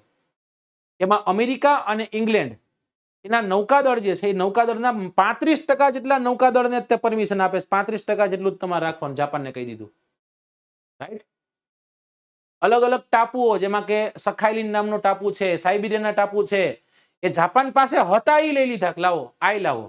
જાપાન કે આપણે ભેગા મળીને જીતા છીએ, અમારો ભાગ પડે એમાં ઈ આપો, આ તો તમે મારું લઈ જાવ છો. તો કે તો એવું બધું રહેવાનું. કે લોકોમાં શું થશે? આક્રોશ. અને એ જ સમય હતો ચૂંટણીનો, અને થઈ ગઈ ચૂંટણી. અને જેવી ચૂંટણી થાય એટલે લશ્કર ઢબનું જે એક પક્ષ હતું એને જીતાડવા માટે લોકો જે છે એ લોકો મરી મીટે છે. અને અંતે જે લશ્કરી ઢબનું જે એક દળ હતું એ દળ જીતી જાય છે. અને એક સૂત્ર, એક લાઈન, એક ધરી જે છે એ નક્કી થાય છે. રોમ રોમ એટલે ઇટાલી, બર્લિન એટલે જર્મની અને ટોક્યો એટલે જાપાન. સમજાણું? આ 3 દેશો એવા છે કે એ બધા દેશો ઓલાની વિરુદ્ધ પડી ગયા. ભાઈ આ અમે એક, હવે તમારે જે થાય કરી લેજો. અમે કોઈ જાતના તમારે યુએન ને માનશો, ધ લીગ ઓફ નેશન ના કોઈ વાતને અમે માનવાના નથી. સમજો, ઇટલીમાં આવું થયું, જર્મનીમાં આવું થયું, જાપાનમાં આવું થયું. એ જ સમય દરમિયાન વિશ્વની સૌથી મોટી મંદી આવી, વૈશ્વિક મંદી 1929ની સાલમાં. આ તો સમજવા જેવી ઘટના છે. ઈસવીસન 1929ની સાલમાં વિશ્વની બહુ મોટી મંદી આવી હતી. એમાં બન્યું શું ખબર? એક દિવસ છે 24 ઓક્ટોબર ઈસવીસન 1929. આમાં શું બને? અમેરિકાની એક સ્ટ્રીટ છે જેનું નામ છે વોલ સ્ટ્રીટ. તો કામ નામ કહું છું કારણ કે આ પૂછાઈ ગયું છે. હવે વોલ સ્ટ્રીટ ખાતે બધા ભેગા થઈ જાય, યુદ્ધ ને આ બધું થયું હતું, ઘણું બધું વયું ગયું. એટલે હવે એને જે પણ શેર ખરીદો હતો ને, આ શેર એને 10 રૂપિયામાં ખરીદો હતો ને, આલ્યું મને 5 રૂપિયામાં દઈ દો, મને 5 રૂપિયા આપો. અને દોસ્તો અચાનક જ તે તડાકો થાય, ભડાકો થાય અને એ શેર જે છે કેવા થઈ જાય? ડાઉન થઈ જાય. શેર બજારમાં અચાનક કડાકો થાય છે અને શેરો વેચાઈ ગયા. અને એ શેરો અચાનક વેચાતા જે ઓલો કડાકો થાય છે, આને કહેવાય છે વોલ સ્ટ્રીટ સંકટ, જે 24 ઓક્ટોબર ઈસવીસન 1929ની સાલમાં થયું હતું. તો જો આ બધા કારણો છે. ઇટલી વાળું, જર્મની વાળું, જાપાન વાળું, વોલ સ્ટ્રીટ વાળું, વિશ્વની મંદી, ભૂખ મરો, લોકોને મારીને ખાવા લાગ્યા, સંસ્થાનવાદો, આગળ જઈને જીતવું, યુએનની લીગ ઓફ નેશનનું બાપુજીનું નહીં માનવાનું. અને હવે બીજ રોપાણા. કેના બીજ રોપાણા? વર્લ્ડ વોર 2 ના બીજ રોપાણા. કોના બીજ રોપાણા દોસ્તો? અહીંયાથી વર્લ્ડ વોર 2 ના બીજ રોપાય છે. વર્લ્ડ વોર 2 ના બીજ રોપાય છે. વિશ્વયુદ્ધ બીજું થવા જઈ રહ્યું હતું, સમજો. રાઈટ? કે વિશ્વયુદ્ધ બીજું થાય છે. કારણો શું હતા? ઉગ્ર રાષ્ટ્રવાદ. આપણે તે બીજું કોઈ નહીં, બાજુવાળા બહુ ખરાબ છે, મારો. જૂથબંધી, એક લાઈનમાં બધા થઈ જાવ. આ ઇટલી વાળું કર્યું ને, ઇટલી, પછી જર્મની, પછી જાપાન, રોમ, બર્લિન અને ટોક્યો, એવા અલગ અલગ જૂથો થયા. જૂથો થાય ત્યારે સંસ્થા નુકસાન પામે. લશ્કરવાદની નીતિ આવી. લશ્કરો હવે તો ભેગા કરવા લાગ્યા. જ્યારે યુદ્ધ થાય ત્યારે સૌથી વધુ, જેની પાસે સૌથી વધુ લશ્કર હશે ને એ જીતશે. ભેગું કરો બધું આપણે. રાઈટ? ફરજિયાત લશ્કરી તાલીમ ફરજિયાત કરી દીધી જાપાન જેવા દેશોમાં. રાષ્ટ્રીય સંઘ છે એ તદ્દન નિષ્ફળ થાય છે. વેસેલ્સની સંધિ છે એ પણ આનું એક મુખ્ય કારણભૂત પરિબળ માનવામાં આવે છે. અને અંતે એડોલ્ફ હિટલર છે એ ખોલી મૂકે છે બાયણા કે હવે તમારા આમ તેડો હોય તો હાલ આવો. હવે આવ્યો છે એડોલ્ફ હિટલર. આંટા વગરનો હતો. આ એડોલ્ફ હિટલર જે છે કાંઈ કીધા વગર આક્રમણ કરી દે એક દેશ ઉપર. કયા દેશ ઉપર આક્રમણ કરશે? ઓસ્ટ્રિયા ઉપર આક્રમણ કરી દેશે. પ્રવેશી જાય છે 12મી માર્ચ ઈસવીસન 1938ની સાલમાં.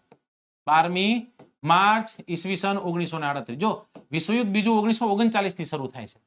પણ આ વ્યક્તિની અવળચંડાઈ તો હતી, ઘૂસી ગયો છે અંદર. રાઈટ? ધીમે ધીમે ઓસ્ટ્રેલિયા જે છે, ઓસ્ટ્રિયામાં અંદર પ્રવેશી ગયો છે આજે.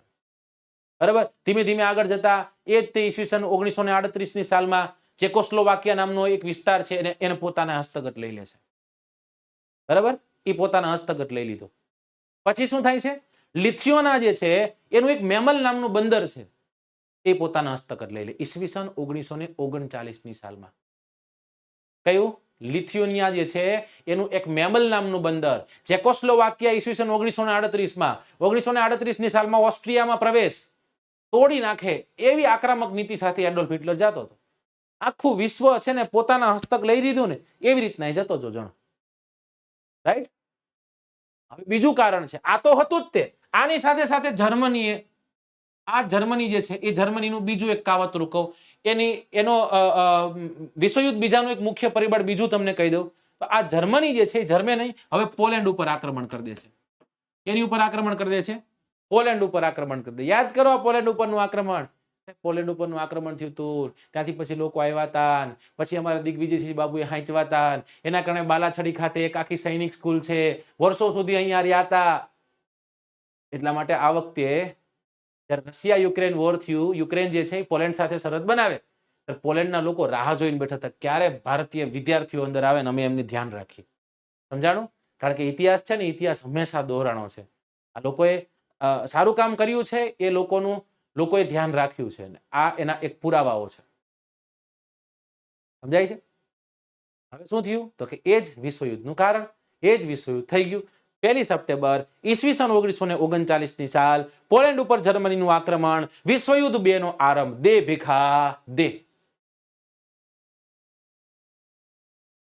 હવે સમજાવવા પડશે આમને. ભાઈ તમે રેવા દો, કજિયાના મોકાળા, હજી કહું છું રેવા દેજો. કોને મનાવ્યા? યુનાઇટેડ સ્ટેટ્સ ઓફ અમેરિકાએ મનાવ્યા કે આવું કરવાનું થતું નથી. પાછો વળી જાય હિટલર, તને કહું છું. નો માયનો. બરાબર? યુકે વાળા કે હિટલર પાછો વળી જા. સાચું કહું છું. માયનો નહીં. હિટલર માયનો નહીં. ફ્રાન્સે કીધું હિટલર પાછો આવતો રે બેટા, જે થયું ઈ માયનો નહીં. અને હવે બ્રિટન અને ફ્રાન્સે કહી દીધું જો પાછો ન આવ્યો તો ધમકી છે, યુદ્ધ કરી દેશું. હિટલર કે તો આવી જ જાવ. યુનાઇટેડ સ્ટેટ ઓફ અમેરિકા નું આવ્યું, પણ યુકે આવ્યું હતું, ફ્રાન્સ આવ્યું હતું. બરાબર? આ બંનેએ જર્મની ઉપર આક્રમણ કરી દીધું. એની પર આક્રમણ કરી દીધું? જર્મની ઉપર આક્રમણ કરી દીધું. હવે દેશ જે છે એ દેશો વેચાણા. એક સાઈડ બ્રિટન, ફ્રાન્સ, એક સાઈડ જર્મની, જાપાન, ઇટલી, ઓલા જે દેશો હતા એક સાઈડના ધરી રાષ્ટ્રો કહેવાય છે, એકને કહેવાય છે મિત્ર રાષ્ટ્રો. સમજાણું? મને એ નથી સમજાતું કે પ્રભુ આ તારા બનાવેલા તને જ બનાવી નહીં, પણ અહીંયા એક છે ઇટાલી, એક છે જાપાન અને એક છે જર્મની. હાલો સાહેબ સમજા, તમારી મિત્રતા, બધી વાત સાચું. આ કોકનું યુદ્ધ થયું છે, ફ્રાન્સ ઉપર આક્રમણ કરી દીધું, કાંઈ વાંધો નહીં. યુકે ઉપર આક્રમણ કરી દીધું, કાંઈ વાંધો નહીં. પણ આ જાપાન છે ને હર હંમેશ એના લખણના કારણે હેરાન થયું છે. હવે આ જાપાને શું કર્યું ખબર? યુનાઇટેડ સ્ટેટ્સ ઓફ અમેરિકા એવી રીતના બેઠું હતું કે અમે કોઈના પક્ષે નહીં, તમારા પક્ષે નહીં, તમારા પક્ષે નહીં. આ યુનાઇટેડ સ્ટેટ્સ ઓફ અમેરિકાના પર્લ હાર્બર નામના બંદર પર આક્રમણ કરી દે છે. હવાર પડે ને ઓલા બધા સૈનિકો બચારા બ્રશ કરવા બહાર નીકળે ને એની પેલા તો ધુ ખતમ. બધા લાઈનમાં બધાને લઈ નાખે છે. સમજાય છે? હવે સમજો આખી વાતને. એટલે અમેરિકા કે બેટા હું યુદ્ધ નહોતો કરવા માંગતો, મેં તને ના પાડી હતી. આ બધી છે ને, આ બધી તારા માટે જ સાચવીને રાખી હતી, તું રે હવે. અને યુનાઇટેડ સ્ટેટ્સ ઓફ અમેરિકાએ હવે જાપાનની ઉપર આક્રમણ કરવા માટે પોતાના વિમાનો જે છે વિમાનોને મોકલા અને 2 બોમ્બ ફોડે છે. પેલો બોમ્બ ફોડે એને હિરોશીમા ઉપર અને બીજો બોમ્બ ફોડે છે નાગાસાકી ઉપર. આ 2 ઉપર બોમ્બ ફોડે. પેલો બોમ્બ ફોડે રાહ જોવે, શરણાગતિ સ્વીકારવી છે નહીં. બીજો બોમ્બ ફોડે, શરણાગતિ સ્વીકારવી છે. કાંઈ વધુ નહીં જાપાનમાં. જાપાન કે કજિયાન મોકાળા, અમે તો એ જ કહેતા હતા હાલો ખેટલા અપાઈ ચા પીને છૂટા પડી કે તમારા ભાઈ મારા ભાઈ બે મિત્ર હે. એમ કરી અને અમેરિકા જે યુદ્ધમાં જોડાણું, હિરોશીમા અને નાગાસાકી ઉપર બોમ્બિંગ થાય છે 11મી ઓગસ્ટ ઈસવીસન 1945 ના દિવસે વિશ્વ શાંત થઈને બેસી ગયું કે હવે અમે લડવા માંગતા નથી. વિશ્વયુદ્ધનો અંત થયો. અહીંયા અમેરિકા વિશ્વયુદ્ધમાં જોડાનું નહોતું, પરંતુ અમેરિકા આવ્યું અને અમેરિકાએ વિશ્વયુદ્ધ ખતમ કરાવ્યું. જો ભાઈ આ ગયા સ્વાદ. એવી રીતના અમેરિકા આવ્યું અને 2 બોમ્બો ફોડી અને વયું ગયું. જાપાનને તબાહ કરી નાખ્યું. જર્મનીને તો ઓલા મૂકાય છે, ફ્રાન્સ વાળા યુકે વાળા પોલેન્ડ વાળા આવ્યા છે, આનકોરથી ઓસ્ટ્રિયા વાળા થોડા ઘણા જાગતા છે એવા છે. ઓલા હીરો ફાઇટિંગ થાય, માથાકૂટ થાય એટલે ખબર 2 જણા પડી ગયા પછી અચાનક કોક બોલે આમ કરીને જીવે અને પછી તો કે ગુંડાને મારે. એવી રીતના પોલેન્ડના લોકો એવા છે. એટલે જર્મનીનો કચ્ચર ઘાણ, જાપાનનો કચ્ચર ઘાણ, ઇટાલીનો કચ્ચર ઘાણ, ખતમ. ધરી રાષ્ટ્રોનો કચ્ચર ઘાણ. વિશ્વયુદ્ધ 2 નો અંત. આવી રીતના કઈક વિશ્વયુદ્ધ 2 ખતમ થયું દોસ્તો.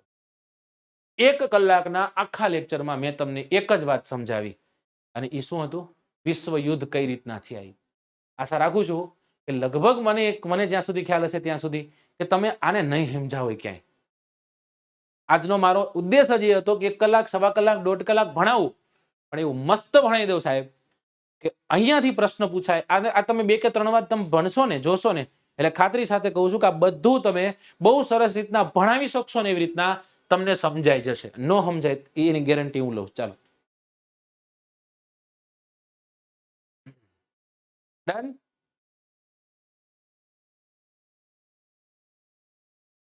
ચલો, ઓછા છોકરાઓની હાજરી હતી આજે. 900 છોકરાઓ જે છે, 900 છોકરાઓની હાજરી. પણ મેં તમને કીધું એમ કે ઓછો વર્ગ પણ સારો વર્ગ. આ ટકે ને એટલામાં ખબર પડી જાય કે આ લોકો ભણવા વાળા છે. ફાઇનલી સાહેબ આ કંઈક લઈ જવા વાળા છે.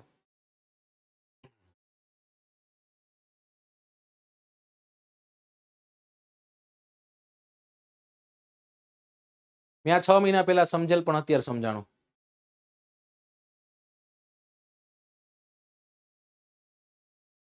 હા, કોઈની હળી કરાય નહીં એવું સમજાણું.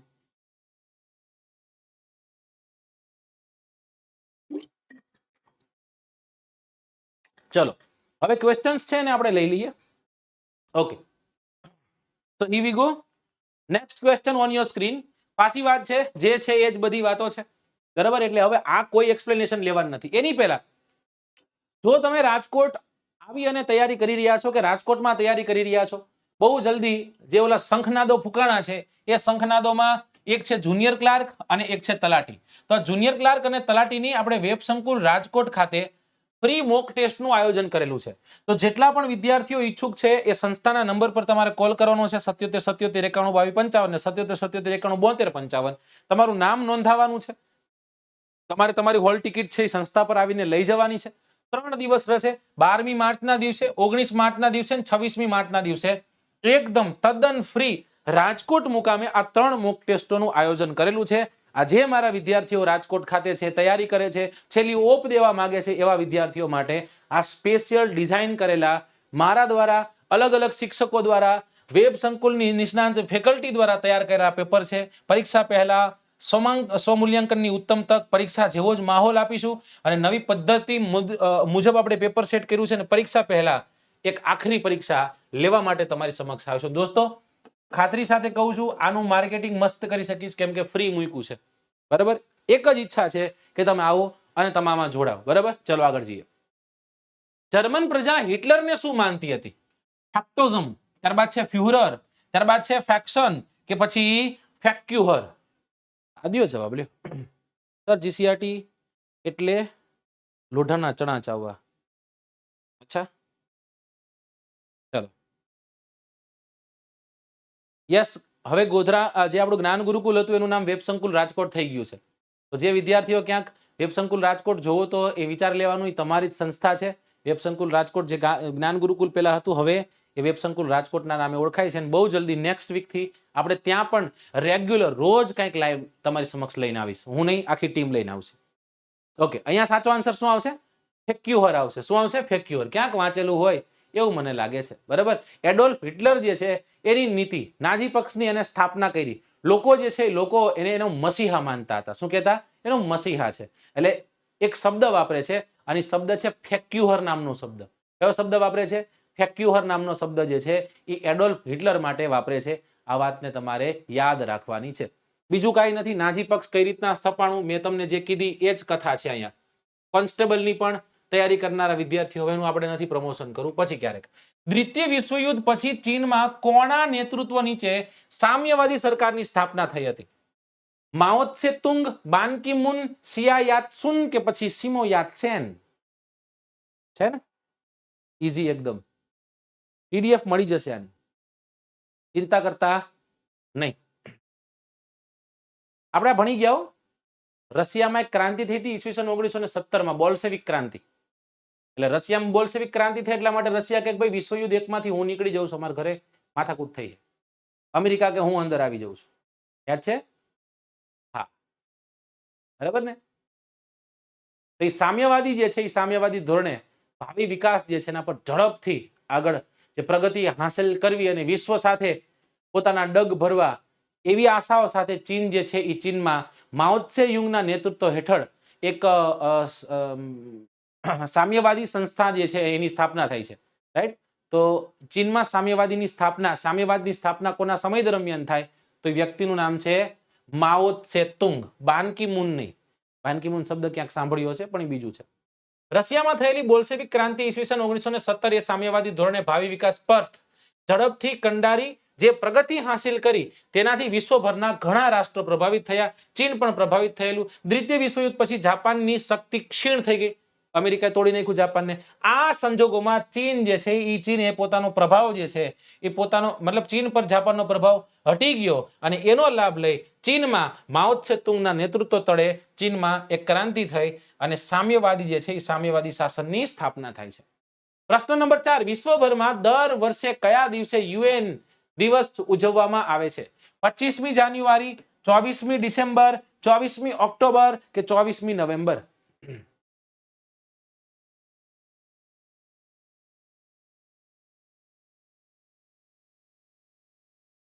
ચલો આવી ગઈ આ સંસ્થા, વારંવાર પૂછાય છે, યુનાઇટેડ નેશન, સંયુક્ત રાષ્ટ્ર, રાઈટ? પ્રથમ વિશ્વયુદ્ધ થયું, શાંતિ સ્થાપવા માટે એનો મુખ્ય હેતુ હતો કે ભાઈ રાષ્ટ્રસંઘની સ્થાપના કરો, પણ કાંઈ કરી શક્યા નહીં. બીજું વિશ્વયુદ્ધ થઈ ગયું, કારણ કે નિષ્ફળ ગયા સંયુક્ત રાષ્ટ્રો. એટલા માટે એમની પાસે કદાચ એટલું સૈન્ય બળ નહોતું, કદાચ એવા મનસુબાઓ નહીં હોય તો જ ન થયું હોય. ત્યારે જેવું બીજું વિશ્વયુદ્ધ ખતમ થાય છે એટલે 24મી તારીખ, અને એ 24મી તારીખ કયો મહિનો હતો? મહિનો હતો ઓક્ટોબર, ઈસવીસન 1945 ના દિવસે ન્યુયોર્ક ખાતે સંયુક્ત રાષ્ટ્રની સ્થાપના થાય છે. રાઈટ? શેની સ્થાપના થશે? સંયુક્ત રાષ્ટ્રની સ્થાપના થશે. United nation, United Kingdom, United states of America. United states of અમેરિકાના રાષ્ટ્ર પ્રમુખ જેનું નામ હતું રૂઝવેલ્ટ, બરાબર? કોંગ્રેસના એક સંસદ હતા પોતે, રાઈટ? એ વ્યક્તિ છે. અને સામે ઇંગ્લેન્ડ તરફથી ચર્ચિલ છે. આ બંને ના સહિયારા પ્રયાસથી એવું કહેવાય છે કે આની સ્થાપના થાય છે. ખાલી આટલું જ નહીં, આની સાથે સાથે ઘણી બધી નાની મોટી વાતો જે વિશ્વને એક કરવાની હતી એ થાય છે. અલગ અલગ મુદ્દાઓ નક્કી થાય કે વિચાર અને અભિવ્યક્તિની સ્વતંત્રતા દેવાની છે, ધાર્મિક સ્વતંત્રતા દેવાની છે, આર્થિક સ્વતંત્રતા દેવાની છે. સ્વતંત્રતાના સિદ્ધાંતો આપણે ત્યાંથી લઈએ છીએ ને, એ આવી રીતના કંઈક હતા. 8 મુદ્દાનું ખતપત્ર તૈયાર થાય છે. એટલાન્ટિક મહાસાગર જે છે ત્યાં ખતપત્ર તૈયાર થાય એટલે નામ પડે એટલાન્ટિક ખતપત્ર. કયા નામે ઓળખાય? એટલાન્ટિક ખતપત્રના નામે ઓળખવામાં આવે છે. ચલો, એ જ બધી જે મેં વાતો કરી એ જ છે, રાઈટ? આ બધું સમજાઈ દીધું મેં તમને, બરાબર? એટલે જ 1 કલાક પહેલા ડિસ્ક્રિપ્શન લીધું. આંતરરાષ્ટ્રીય અદાલતનું કાયમી મથક ક્યાં આવેલું છે? ફ્રાન્સના પેરિસમાં, જર્મનીના બર્લિનમાં, હંગરીના બુડાપેસ્ટમાં કે નેધરલેન્ડના હેગમાં? 24 ઓક્ટોબર ઈસવીસન 1945 સ્થાપના, હેડક્વાર્ટર ન્યુયોર્ક, સ્થાપના સમયે 51 દેશ, હાલમાં 193 દેશ. કાયમી પ્રતિનિધિ જે છે, ઓકે, રુચિરા કંબોજ, બરાબર. સ્થાયી દેશોની સંખ્યા પણ લઈ લેવાની, 5, બરાબર ને? મુખ્ય પેનલની વાત છે, અને એ જે ડિસાઈડ કરે એ થાય. એમાંથી એક વ્યક્તિ તે ના પાડે કે નહીં રમતા, તો એને વીટો વાઇપરો કહેવાય. એટલે પછી જે પણ વાત ત્યાં પહોંચી હોય એ રદ થઈ જાય, રાઈટ? સૌથી વધુ વીટો વાપરનાર દેશ રશિયા છે યુએનમાં. આ વાતને પણ નોંધવાની છે. સાચો આન્સર શું આવશે? સાચો આન્સર આવશે નેધરલેન્ડના હેગમાં. ઓકે, ચલો. સલામતી સમિતિમાં સૌથી વધુ વખત કોણે વીટોનો ઉપયોગ કર્યો છે? સલામતી સમિતિની વાત છે, કોને સૌથી વધુ ઉપયોગ કર્યો છે?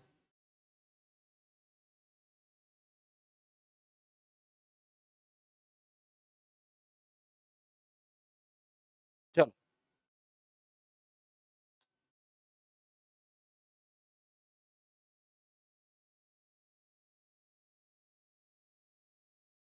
Okay, Russia. સાચી વાત છે. કારણ કે સાહેબ ફૂટી ગયેલો પ્રશ્ન છે, હમણાં જ તમે કીધું હતું કે સંયુક્ત રાષ્ટ્રનું સૌથી મહત્વનું અંગ એટલે સલામતી સમિતિ છે. તેમાં અમેરિકા, બ્રિટન, ફ્રાન્સ, રશિયા અને ચીન જેવા 5 અલગ કાયમી સભ્યો છે. 10 બાકીના બિનકાયમી સભ્યો હોય છે. આ સમિતિ જે છે, સમિતિને આંતરરાષ્ટ્રીય શાંતિ અને સલામતી જાળવવાનું અગત્યનું કામ જે છે એ આપવામાં આવે છે. રાષ્ટ્રોના કોઈ પણ ઝઘડાના ઉકેલ માટે વાટાઘાટો, તપાસ, મધ્યસ્થી, રાઈટ, એનાથી શાંતિમય રીતના પ્રશ્નો હલ કરવાની વાત હોય છે. કોઈ પણ આંતરરાષ્ટ્રીય અગત્યની બાબતોમાં નિર્ણય લેવા માટે 5 કાયમી સભ્યોમાંથી કોઈ એક વ્યક્તિ હકારાત્મક ન હોય તો એ બાબત પર નિર્ણય લઈ શકાતો નથી. 5 કાયમી સભ્યો રાષ્ટ્રની આ સત્તાને વીટો તરીકે ઓળખે છે. સૌથી વધુ વીટો રશિયાએ વાપરેલો છે. હિટલરના સામ્રાજ્યવાદનો સૌ પ્રથમ શિકાર કયું રાષ્ટ્ર બન્યું? ઓસ્ટ્રિયા, પોલેન્ડ, સ્પેન કે પછી જાપાન? ચલો સર, તમારી ચોપડીના બધા લેક્ચર જોઈ લીધા, બધું આવી જશે આમાં. જો દીપાબેન, દીપા, આમાં કેવું છે કે પ્રયત્ન કર્યો છે કે બધું લઈ લઈએ, સમજો, પણ કોઈ એક લાઈન એવી છૂટી ગઈ હોય કે જે ન આવી હોય તો પછી જે સવારી છે એ ખુદના સામાનનો જિમ્મેદાર ગણાશે. ઓકે, ચલો.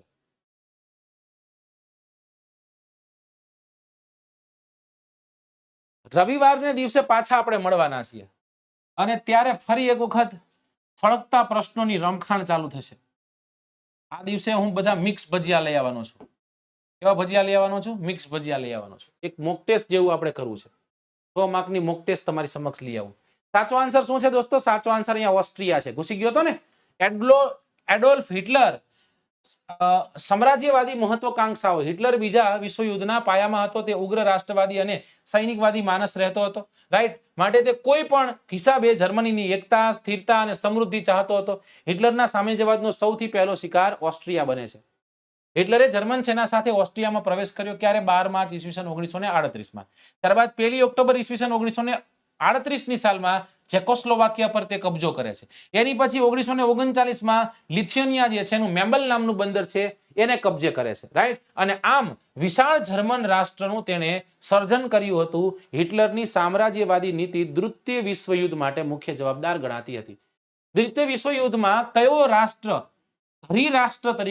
ધરી રાષ્ટ્ર સાથે જોડાયેલું હતું? France, England, Russia, Japan.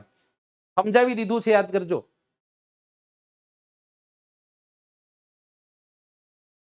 ચલો, હકીકતમાં જો તમને સેશન પસંદ આવ્યું હોય ને, મને એવું લાગે છે કે આ સેશન તમને હકીકતમાં નથી પસંદ આવ્યું. એનું કારણ તમને સમજાવું. જો પસંદ આવ્યું હોત ને તો જેટલા લોકો જોડાયેલા છે ને એન કરતા વધુ એટલીસ્ટ કોમેન્ટો હોત. બરાબર? સમજાય?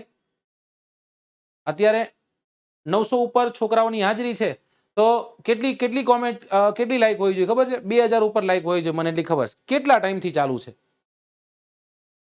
એસી નથી ચાલુ, એકદમ પરસેવે નીતરું છું હું. બરાબર? તમારા માટે ઊભો છું. એવું છે કે ભાઈ કોન્સેપ્ચ્યુઅલ વાતો તમારી સમક્ષ લાવું, તમને કોન્સેપ્ટથી બધું સમજાવું. આ મારો ઉદ્દેશ હતો આજનો. અને જો કદાચ આ પછી તમને નથી પસંદ આવ્યો તો આપણે પ્રયત્ન કરશું કે નેક્સ્ટ ટાઈમ હું તે એબીસીડી લઈ આવું. બરાબર ને? કારણ કે માર્કેટમાં એબીસીડી ની ડિમાન્ડ છે. બોલો. ચલો, સાચો આન્સર શું આવશે અહીંયા? Okay, Japan. સાહેબ તમે કીધું તું, અમને યાદ જ છે. એક સાઈડ તમે લીધું તું ઇટાલીને, પછી લીધું તું જર્મનીને, પછી લીધું તું જાપાનને. તમે એવું કીધું તું રોમ, બર્લિન અને ટોક્યો. ચલો, દ્વિતીય વિશ્વયુદ્ધ શરૂ થતા ફરીથી વિશ્વ બે જૂથોમાં વહેંચાઈ ગયું. એક તરફ ઇંગ્લેન્ડ, ફ્રાન્સ આગેવાની વાળું મિત્ર રાષ્ટ્ર જૂથ હતું, ત્યારે બીજી તરફ જર્મની, ઇટાલી અને જાપાન જેવું ધરી રાષ્ટ્ર હતું. આ ઉપરાંત યુદ્ધખોર માનસ ધરાવતા બીજા કેટલાક અલગ પરિબળો જે છે તેમાં પ્રવેશ્યા હતા. જાપાને હવાઈ ટાપુઓ જે છે એમાં પર્લ હાર્બર ખાતે આવેલા અમેરિકન નૌકાદળ ઉપર આક્રમણ કરી દીધું. પરિણામે તટસ્થની નીતિ છોડી અમેરિકા અબ તેરી એસી કી તેસી. અમેરિકાએ વળતો હુમલો કર્યો અને મિત્ર રાષ્ટ્રના પક્ષે જોડાયું. તેથી મિત્ર રાષ્ટ્રની તાકાતમાં સ્વાભાવિક છે વધારો થવાનો છે. જ્યારે વિશ્વયુદ્ધ ઘમાસાણ ચાલતું હતું એ સમય દરમિયાન જાપાનની તાકાત જે છે એને રોકવા માટે અમેરિકાએ જાપાનના હિરોશીમા અને નાગાસાકી ઉપર 2 નગર ઉપર અણુબોમ્બો ફેંક્યા હતા. જાપાનના 1,24,000 થી વધુ નાગરિકો આનો ભોગ લેવાઈ ગયા હતા. મહાવિનાશ સર્જાય છે. પરિણામે જાપાન શરણાગતિ સ્વીકારી લે છે. 11મી ઓગસ્ટ ઈસવીસન 1945 ના દિવસે દ્વિતીય વિશ્વયુદ્ધ જે છે એનો અંત થાય છે. ચલો, ઓકે. ચલો, પીએસઆઈ એએસઆઈ ની તૈયારી કરનારા વિદ્યાર્થીઓ જે રાજકોટમાં છે થોડુંક બતાવી દો. બરાબર ને? કોણ ભણાવવા આવશે, શું છે શું નહીં. જો ભૂગોળ હું ભણાવું છું. ત્યારબાદ શક્તિસિંહ સાહેબ છે તો શક્તિસિંહ સાહેબ તમને કાયદો ભણાવે છે. અકરમ સાહેબ તમને સામાન્ય વિજ્ઞાન અને કોમ્પ્યુટર ભણાવે છે.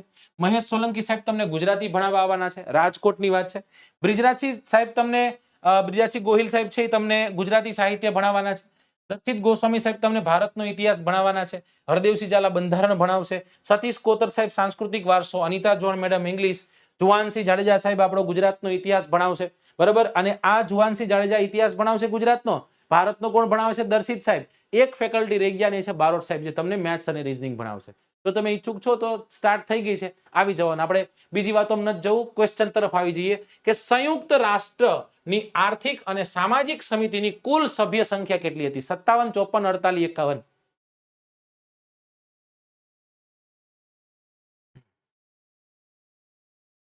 જો તમારે જોઈન કરવા છે તો સારામાં સારી ફેકલ્ટીઝ અમદાવાદ આવશે.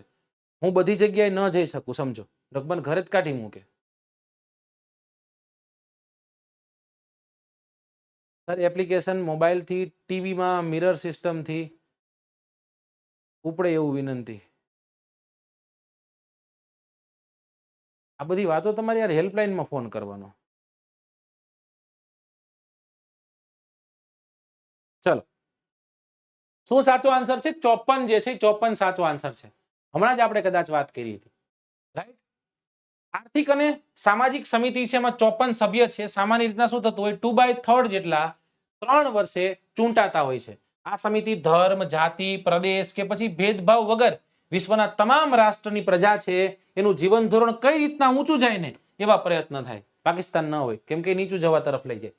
ચલો પ્રશ્ન નંબર 10. વિશ્વમાં નાણાકીય સ્થિરતા જાળવવાનું કાર્ય કોણ કરે છે? ફાઓ, ILO, IMF કે પછી UNO? સાચો આન્સર શું છે અહીંયા? ફોરેસ્ટની એક્ઝામ ક્યારે આવશે? જેવી તમારી તૈયારી કમ્પ્લીટ થઈ જશે એટલે ફોરેસ્ટની એક્ઝામ ડિક્લેર થઈ જશે. એક્ઝામ ક્યારે ડિક્લેર થવાની છે? મેં પૂછ્યું હતું મને કે સાહેબ એમને એવું પૂછી જોજો કમ્પ્લીટ તૈયારી કરી નાખી છે. ચલો સુરત ન પહોંચી શકું ત્યાં ગાંધીનગર, ભાવનગર અને રાજકોટ આ 3 જગ્યાએ હું ઓફલાઈન જઈ શકું. પણ એમ કહું છું કે વેબ સંકુલ છે સાહેબ, નામ છે સમજો તો સારામાં સારા ફેકલ્ટીઝ આવશે સમજો એટલે એ ઉપાધિ મૂકો. ચલો ઓકે અહીંયા સાચો આન્સર શું આવશે? IMF. અલગ અલગ સંસ્થાઓ છે એમાં એક સંસ્થા છે WHO. આખું નામ કહેજો મને કોઈ. WHO નામની સંસ્થા છે એનું ફૂલ ફોર્મ શું છે? WHO નામની સંસ્થાનું ફૂલ ફોર્મ શું છે તમારે મને કહેવાનું છે.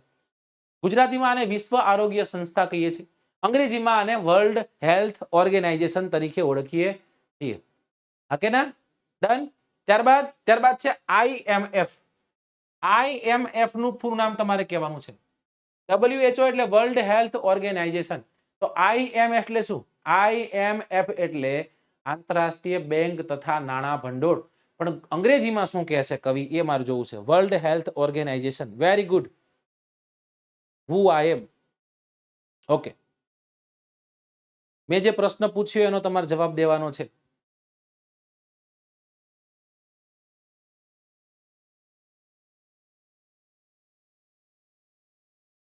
ઓકે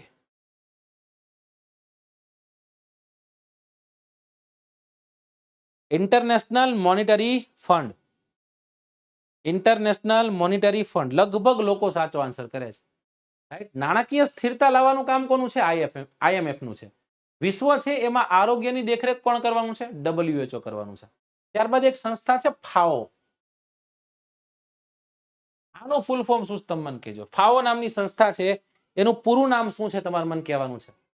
આંતરરાષ્ટ્રીય ખાદ્ય અને કૃષિ સંસ્થા. અંગ્રેજીમાં નામ તમારે કહેવાનું, ગુજરાતી મેં તમને કહી દીધું. કામ શું? તો કે જે ખેત પેદાશો છે, જંગલ છે, માછલીઓ છે એનું ઉત્પાદન કેમ વધારવું, રાઈટ, આ અને પોષણનું સ્તર ઊંચું કઈ રીતના લઈ જવાનું એ આ સંસ્થાનું કામ છે. ફાઓ નું ફૂલ ફોર્મ શું છે?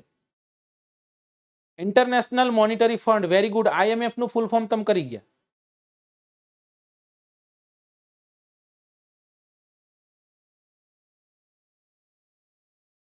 Food and agriculture organisation. Excellent. Food and agriculture organisation. ખૂબ સરસ. ચાલો પછી એક સંસ્થા છે ILO. આ સંસ્થાનું ફૂલ ફોર્મ શું છે? આંતરરાષ્ટ્રીય મજૂર સંસ્થા, જેને આપણે ગુજરાતીમાં કહીએ છીએ. International labour organisation. શું છે? વિશ્વમાં રહેલા જે મજૂરો છે એને એના હકો વંચિત ન રહે એના માટે કામ કરવું, અને ન્યાય અપાવવાનું કામ જે છે એ કોનું હોય છે? ILO નું રહેતું હોય છે. પછી એક સંસ્થા છે યુનિસેફ. આનું ફૂલ ફોર્મ કયો મને. યુનિસેફ નું ફૂલ ફોર્મ કહેશો મને?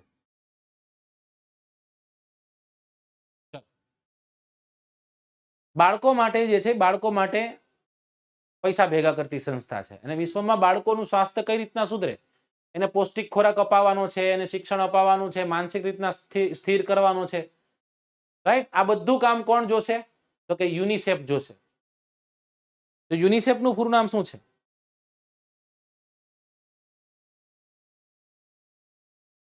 યુનાઇટેડ નેશન્સ ખાલી ઓર્ગેનાઇઝેશન. યુનિસેફ.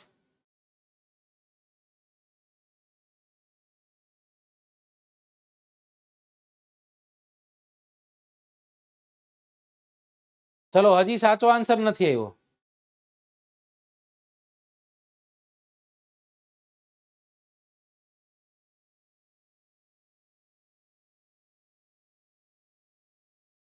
જો યુનાઇટેડ નેશન ચિલ્ડ્રન, હવે એજ્યુકેશન અને ઇમરજન્સી ફંડમાં છે બધા. ફ્રોડ કરી રહ્યા છો. જો હજી છે ઇમરજન્સી ઇમરજન્સી ઇમરજન્સી, હકીકતમાં ઇમરજન્સી આવશે. શું આવશે? આકસ્મિક છે. રાઈટ. ચલો, સંસ્થાનું કામ શું છે? બાળકો માટે આકસ્મિક મદદ જે છે એ યુનિસેફ દ્વારા આપવામાં આવે છે. સાહેબ તો આવું આવું એક બીજું છે અને એને કંઈક તમે યુનેસ્કોના નામે ઓળખો છો. સાહેબ આનું કામ શું છે યુનેસ્કોનું? આનું ફૂલ ફોર્મ શું છે? સાહેબ અમે એવું ભણીએ છીએ કે સાંસ્કૃતિક વારસાના સાહેબ અમને કહેતા કે યુનેસ્કોની વર્લ્ડ હેરિટેજ સાઇટમાં આનું નામાંકન થયું છે. આનું કામ શું છે? તો કે એક શૈક્ષણિક અને વૈજ્ઞાનિક અને સાંસ્કૃતિક સંસ્થા છે. આ સંસ્થાનો હેતુ શું છે? તો કે જે નિરક્ષરો છે એનું નિવારણ કરવું, શિક્ષણ માટે પ્રેરણા આપવી, જીવન ધોરણ ઊંચું લઈ જવાનું, વિજ્ઞાન અને સંસ્કૃતિ સાથે જોડાયેલી વાતો જે છે એની સાથે જોડાયેલી આ સંસ્થા છે. રાઈટ. નામ શું છે? UNICEF. United Nations children fund. Okay,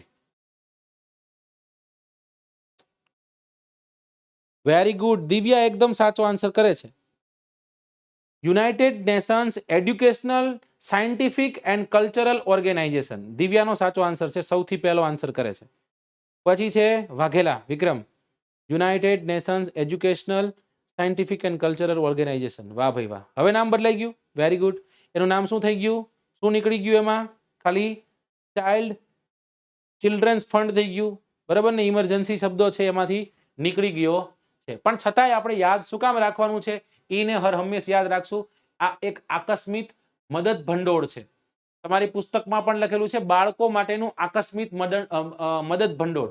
એટલે ભલે ઈ નીકળી ગયું છે, ઈ જે છે અત્યારે નીકળી ગયું છે, પણ કદાચ પ્રશ્ન એવી રીતના પૂછી નાખશે તો કે કઈ યુએન ની સંસ્થા છે કે જે બાળકો માટે આકસ્મિક મદદ ભંડોળ પ્રોવાઈડ કરે છે? તો એ હતી યુનિસેફ. એક છે યુનિસેફ, એક છે યુનેસ્કો. વર્લ્ડ હેલ્થ ઓર્ગેનાઇઝેશન, વિશ્વ આરોગ્ય સંસ્થા, વિશ્વના માનવીનું સ્વાસ્થ્ય સુધારવાનું કાર્ય. IMF, આંતરરાષ્ટ્રીય બેંક તથા નાણાં ભંડોળ, નાણાકીય સ્થિરતા સ્થાપવાનું.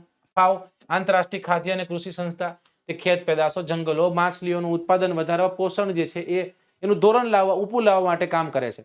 ILO, આંતરરાષ્ટ્રીય મજદૂર સંસ્થા, વિશ્વના મજદૂરના હકો અને ન્યાય માટે કામ કરે છે. યુનિસેફ છે બાળકો માટેનું આકસ્મિક મદદ ભંડોળ છે. વિશ્વમાં બાળકોનું સ્વાસ્થ્ય સુધરે, પૌષ્ટિક ખોરાક, શિક્ષણ અને બાલ કલ્યાણની પ્રવૃત્તિઓ વધે. યુનેસ્કો તો કે શૈક્ષણિક, વૈજ્ઞાનિક અને સાંસ્કૃતિક સંસ્થા છે. આ સંસ્થા નિરક્ષરતા નિવારણ, શિક્ષણ દ્વારા માનવી જીવન ધોરણ જે છે એને ઊંચું લાવવું, શિક્ષણ, વિજ્ઞાન અને સાંસ્કૃતિક સાધનો દ્વારા રાષ્ટ્રો છે, રાષ્ટ્રો વચ્ચે સહકાર કઈ રીતના વધે એવું કામ કરે છે. આની પીડીએફ જે છે પીડીએફ મુકાઈ દઈશ. બરાબર. પણ પીડીએફ છે ને એ મૂકતા પહેલા હું તમને એમ કહું, જેટલા લોકો જોડાયા બધા લોકોને એટલું હું જરૂરથી કહીશ કે તમને જો લેક્ચર પસંદ આવ્યો હોય ને તો એટલું આ લેક્ચરને શેર કરજો કે વાત જવા દો. આજનો દિવસ એટલે હોળીનો દિવસ, આજનો દિવસ એટલે રજાનો દિવસ, આજનો દિવસ એટલે મજાનો દિવસ. બધા લોકો રજા અને મજા કરતા હશે. એ સમય દરમિયાન કોઈ સંસ્થા તમારી પાસે આવી, હું પણ મારો ટાઈમ કાઢીને જો તમને ભણાવતો હોય તો તમારી નૈતિક ફરજ એવી બનતી હોય છે કે તમારી વિડીયોને મેક્સિમમ સુધી શેર કરો. મને ખબર છે કે અત્યારે ઓછા આવ્યા, મને જરાય અફસોસ નથી કે ઓછા હતા છોકરાઓ. શું કામ? એનું કારણ કહું. અત્યારે જે આપણે 1 કલાક ભણ્યા છીએ ને એ છોકરો જ્યારે રેકોર્ડેડ જોશે ને ત્યારે એક વખત કહેશે કે ના સાહેબ ભણાવ્યું છે તમે. બરાબર ને?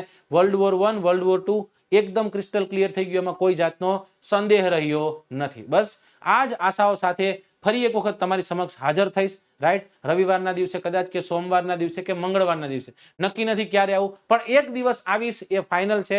અને હવે જ્યારે આવીશ ત્યારે હું 100 માર્કનું એક જુનિયર ક્લાર્ક અને તલાટીનું એક પેપર લઈ તમારી સમક્ષ આવવાનો છું. આખું પેપર જીકેની જમાવટ કરવાની છે. રાઈટ. જે વિદ્યાર્થીઓ છેલ્લો આપણાપડીનો લાભ લેવા માંગે છે લોકોને કહું ચૂકતા નહીં ભાઈ.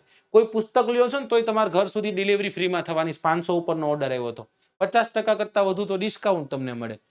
કોણ દે ભાઈ? 400 ની પુસ્તક હોય 200 માં પડી, ઘર સુધી ઠેઠ ટીંટણ વગાડીને તમારા ઘર દઈ જાય ભાઈ આ લ્યો, આ સાહેબ આ તમારી પુસ્તક આવી ગઈ, એવું બની જાવ સાહેબ. સમજાય છે? ચલો ફરી એક વખત મળવાનો મોકો મળશે, ત્યાં સુધી મને રજા આપો. Thank you so much for watching this. Bye bye, take care, share કરજો. જય હિન્દ, જય ભારત.